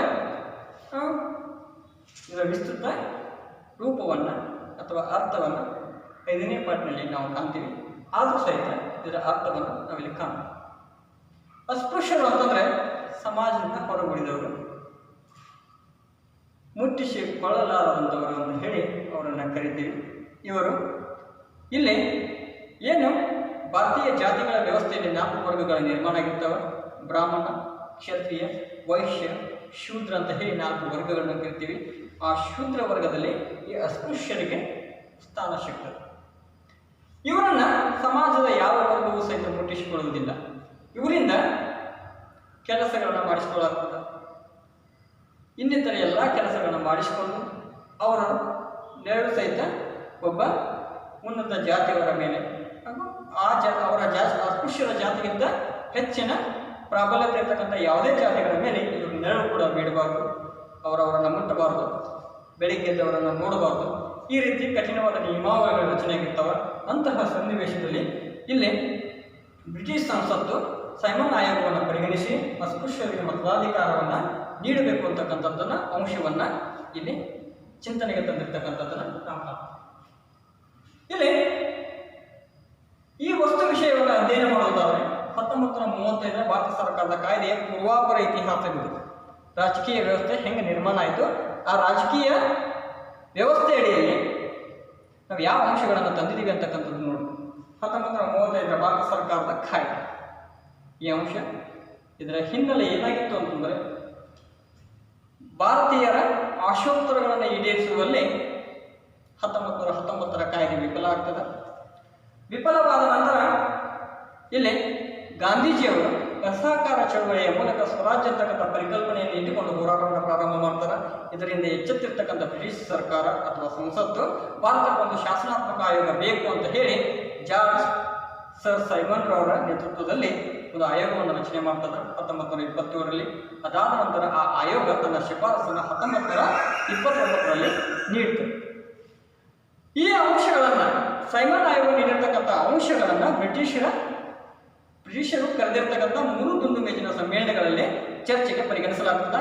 ಆ ಚರ್ಚೆಯಾದ ನಂತರ ಬ್ರಿಟಿಷ್ ಸಂಸತ್ತು ಶ್ವೇತಪತ್ರದಲ್ಲಿ ಅಂತಂದ್ರೆ ಒಂದು ಕಾನೂನಾತ್ಮಕ ಹಾಳೆಯಲ್ಲಿ, ಕಾನೂನಾತ್ಮಕ ಬರವಣಿಗೆಯಲ್ಲಿ ಇಲ್ಲಿ ಕೆಲವು ಅಂಶಗಳನ್ನು ಪರಿಗಣಿಸ್ತದೆ. ಆ ಅಂಶಗಳು ಯಾವುವು ಅನ್ನೋದನ್ನು ನೋಡೋದಾದ್ರೆ ದುರ್ಬಲ ವರ್ಗಗಳಿಗೆ ಶಿಕ್ಷಣದ ಸೌಲಭ್ಯ ಹಾಗೂ ರಾಜಕೀಯದಲ್ಲಿ ಮೀಸಲಾತಿ ಒದಗಿಸ್ತಕ್ಕಂಥದ್ದನ್ನು ನಾವೀಗ ಕಾಣ್ತೀವಿ. 2ನೇದು ಸಾರ್ವತ್ರಿಕ ವಯಸ್ಕ ಮತದಾನ ಪದ್ಧತಿ. 3ನೇದು ಸಾಮಾಜಿಕ ಬಹಿಷ್ಕಾರ ನಿಷೇಧ. 4ನೇದಾಗಿ ಕೋಮು ಪ್ರಾತಿನಿಧ್ಯತೆ. 5ನೇದಾಗಿ ಅಸ್ಪೃಶ್ಯರಿಗೆ ಪ್ರತ್ಯೇಕವಾದ ಮತಾಧಿಕಾರವನ್ನು ನೀಡಬೇಕು ಅಂತಕ್ಕಂಥ ಅಂಶವನ್ನು ಇಲ್ಲಿ ನಾವು ಪರಿಗಣಿಸ್ತೀವಿ. ಈ ಅಂಶಗಳನ್ನು ಅಲ್ಲಿ ಸೈಮನ್ ಆಯೋಗದ ವರದಿಯ ನಂತರ ನಾವು ಕಾಣ್ತೀವಿ. ಸೈಮನ್ ಆಯೋಗವು 3 ಸಮ್ಮೇಳನಗಳ ಮೇಲಿನ ನಿರ್ಣಯವನ್ನು ಘೋಷಿಸುತ್ತದೆ. ಆದರೆ ಗಾಂಧೀಜಿಯವರು ಅಸ್ಪೃಶ್ಯರಿಗೆ ಪ್ರತ್ಯೇಕವಾದ ಮತಾಧಿಕಾರವನ್ನು ವಿರೋಧಿಸುವ ಸಲುವಾಗಿ ಅಮರನಾಥ ಉಪವಾಸ ಸತ್ಯಾಗ್ರಹವನ್ನು ಕೈಗೊಳ್ಳುತ್ತಾರೆ. ಅಸ್ಪೃಶ್ಯರಿಗೆ ಪ್ರತ್ಯೇಕವಾದ ಮತಾಧಿಕಾರವನ್ನು ಗಾಂಧೀಜಿಯವರು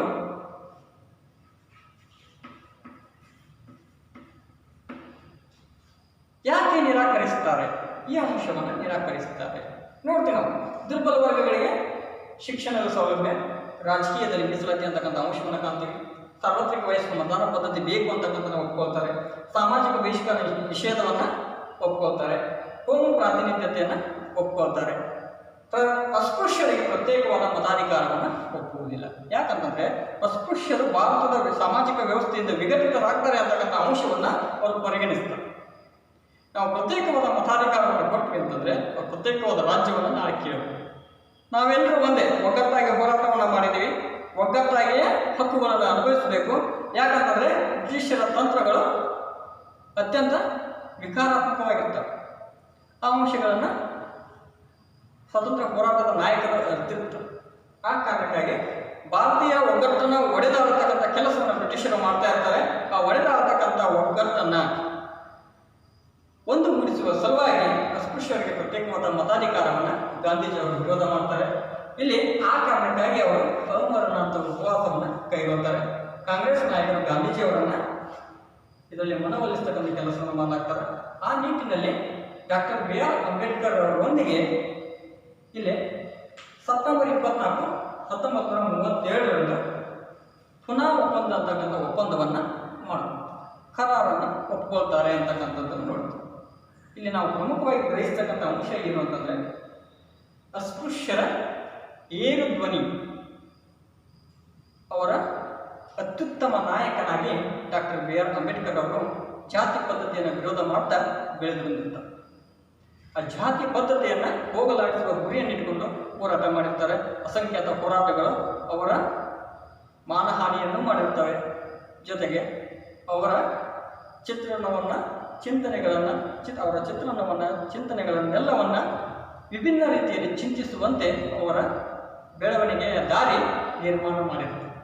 ಆ ಕಾರಣಕ್ಕಾಗಿ ಅಸ್ಪೃಶ್ಯರ ಪರವಾಗಿ ಹೋರಾಟವನ್ನು ಅವರು ಮಾಡ್ತಾರೆ. ಪ್ರತ್ಯೇಕವಾದ ಮತಾಧಿಕಾರ ಬೇಕು ಅಂತ ಹೇಳಿ ಇಲ್ಲಿ ಡಾಕ್ಟರ್ ಬಿ ಆರ್ ಅಂಬೇಡ್ಕರ್ ಅವರು ದುಂಡು ಮೇಜಿನ ಸಮ್ಮೇಳನಗಳಲ್ಲಿ ಬಲವಾದ ಒತ್ತಡವನ್ನು ತಂದಿರ್ತಾರೆ. ಅದರ ಅನ್ವಯ ಬ್ರಿಟಿಷರು ಸಹಿತ ಶ್ವೇತಪತ್ರಗಳಲ್ಲಿ ಅಸ್ಪೃಶ್ಯರಿಗೆ ಪ್ರತ್ಯೇಕವಾದ ಮತಾಧಿಕಾರ ಅಂತಕ್ಕಂಥ ಅಂಶವನ್ನು ನಮೂದಿಸ್ತಾರೆ. ಇದರ ವಿರುದ್ಧ ಗಾಂಧೀಜಿಯವರು ಅಮರಣ ಅಂತ ಉಪವಾಸವನ್ನು ಕೈಗೊಳ್ತಾರೆ. ಯಾಕಂತಂದ್ರೆ ನಾವೆಲ್ಲರೂ ಒಂದೇ ಒಗ್ಗಟ್ಟಾಗಿರಬೇಕಾಗ್ಯದ, ಜಾತಿ ಸಂಪ್ರದಾಯವನ್ನು ಒಡೆಯುವುದು ಬೇಡ ಅಂತ ಹೇಳಿ ಅವರು ಅಮರಣ ಅಂತ ಉಪವಾಸವನ್ನು ಪ್ರಾರಂಭ ಮಾಡ್ತಾರೆ. ಅನೇಕ ಕಾಂಗ್ರೆಸ್ ನಾಯಕರು ಗಾಂಧೀಜಿಯವರನ್ನು ಭೇಟಿಯಾಗಿ, ಅಂಬೇಡ್ಕರ್ ಅವರನ್ನು ಭೇಟಿಯಾಗಿ ಈ ಚಿಂತನೆಗಳಿಂದ ಇಬ್ಬರಿಗೂ ಸಹಿತ ಹೋರಾಟ ಮಾಡದಂತೆ, ಯಾವುದೇ ವಿರೋಧಾಭಾಸಗಳು ನಿರ್ಮಾಣವಾಗದಂತೆ ಇಬ್ಬರನ್ನು ಒಗ್ಗೂಡಿಸಿ ಇಲ್ಲಿ ಏನು ಮಾಡ್ತಾರಪ್ಪ ಅಂತಂದ್ರೆ, ನಾವು ಯಾವ ರೀತಿ ಅವರನ್ನು ಭಾರತೀಯ ವ್ಯವಸ್ಥೆ ಒಳಗಡೆ ಮುನ್ನಡೆಸ್ಕೊಂಡು ಹೋಗಬೇಕಾಗಿದೆ ಅಂತಕ್ಕಂಥ ಅಂಶವನ್ನು ಇಬ್ಬರೂ ನಾಯಕರು ಮನಗಾಂತಾರೆ. ಮನಗಾಣಿದ ನಂತರ ಇಲ್ಲಿ ಒಪ್ಪಂದ ಏರ್ಪಡ್ತದೆ. ಅದೇ ಯಾವುದು ಅಂತಂದರೆ 1932 ಸೆಪ್ಟೆಂಬರ್ 24ರಂದು ನಿರ್ಮಾಣವಾಗಿರ್ತಕ್ಕಂಥ ಪುನಾ ಒಪ್ಪಂದ ಅಂತ ಹೇಳಿ ಕರೀತೀವಿ. ಗಾಂಧೀಜಿ ಮತ್ತು ಅಂಬೇಡ್ಕರ್ ನಡುವೆ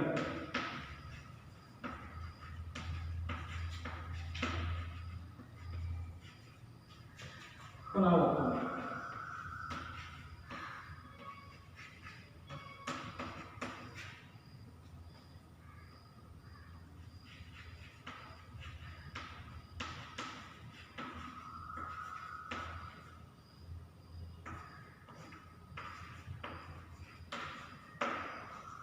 ಈ ಅಂಶವನ್ನು ನಾವಿಲ್ಲಿ ಇದಾದ ನಂತರ ಈ ಸಮ್ಮೇಳನಗಳ ನಂತರ ಈ ಒಪ್ಪಂದಗಳಾಗ್ತವೆ. ಇಬ್ಬರು ನಾಯಕರು ಹೊಂದಾಣಿಕೆ ಆಗ್ತಾರೆ. ಹೊಂದಾಣಿಕೆ ಆದ ನಂತರ ಸಮ್ಮೇಳನಗಳ ಶ್ವೇತಪತ್ರವನ್ನು ಮತ್ತೊಮ್ಮೆ ಕಾನೂನಿನ ಪರದೆಯಲ್ಲಿ ಹೊರಡಿಸಲಾಗ್ತದೆ. ಇದನ್ನು ಬ್ರಿಟಿಷ್ ಪಾರ್ಲಿಮೆಂಟಿನ ಜಂಟಿ ಆಯ್ಕೆ ಸಮಿತಿ ಪರಿಶೀಲಿಸಿದ ನಂತರ ಅದರ ಶಿಫಾರಸುಗಳನ್ವಯ 1935ರ ಭಾರತ ಸರ್ಕಾರದ ಕಾಯ್ದೆಯನ್ನು ಹೊರಡಿಸಲಾಯಿತು ಅಂತಕ್ಕಂಥದ್ದನ್ನು ಕಾಣುತ್ತೆ.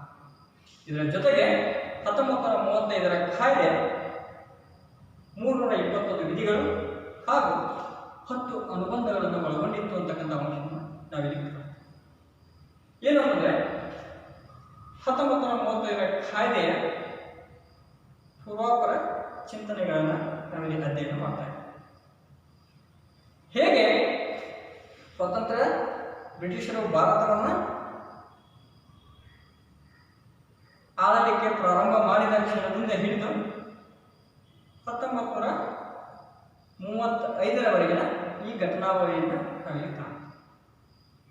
ಇಲ್ಲಿ ಹಲವಾರು ಹೋರಾಟ ಆಗ್ತದೆ, ಹಲವಾರು ಸಮಸ್ಯೆಗಳಿರ್ತಾವೆ, ಹಲವಾರು ಕಾಯ್ದೆ ಕಾನೂನುಗಳು ಹಲವಾರು ರೀತಿಯ ಪ್ರಯೋಜನಗಳನ್ನು ನೀಡ್ತಾವೆ.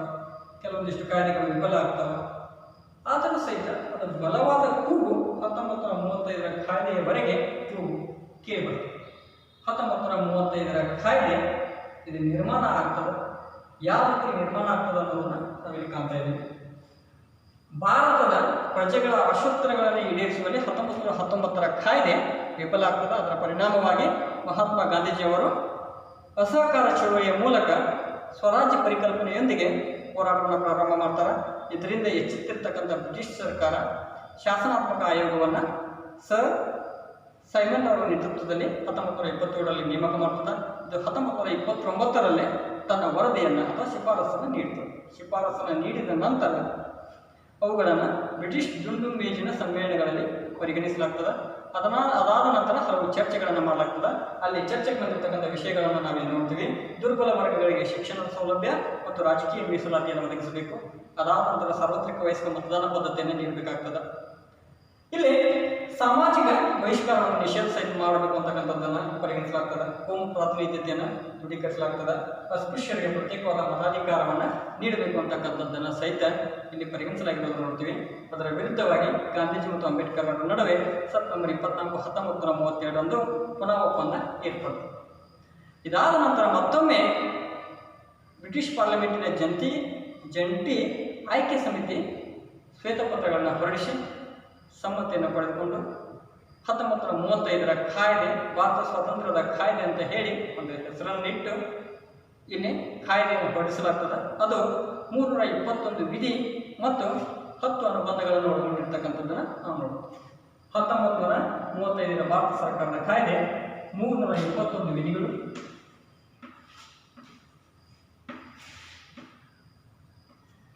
ಹಾಗೂ 10 ಅನುಬಂಧ.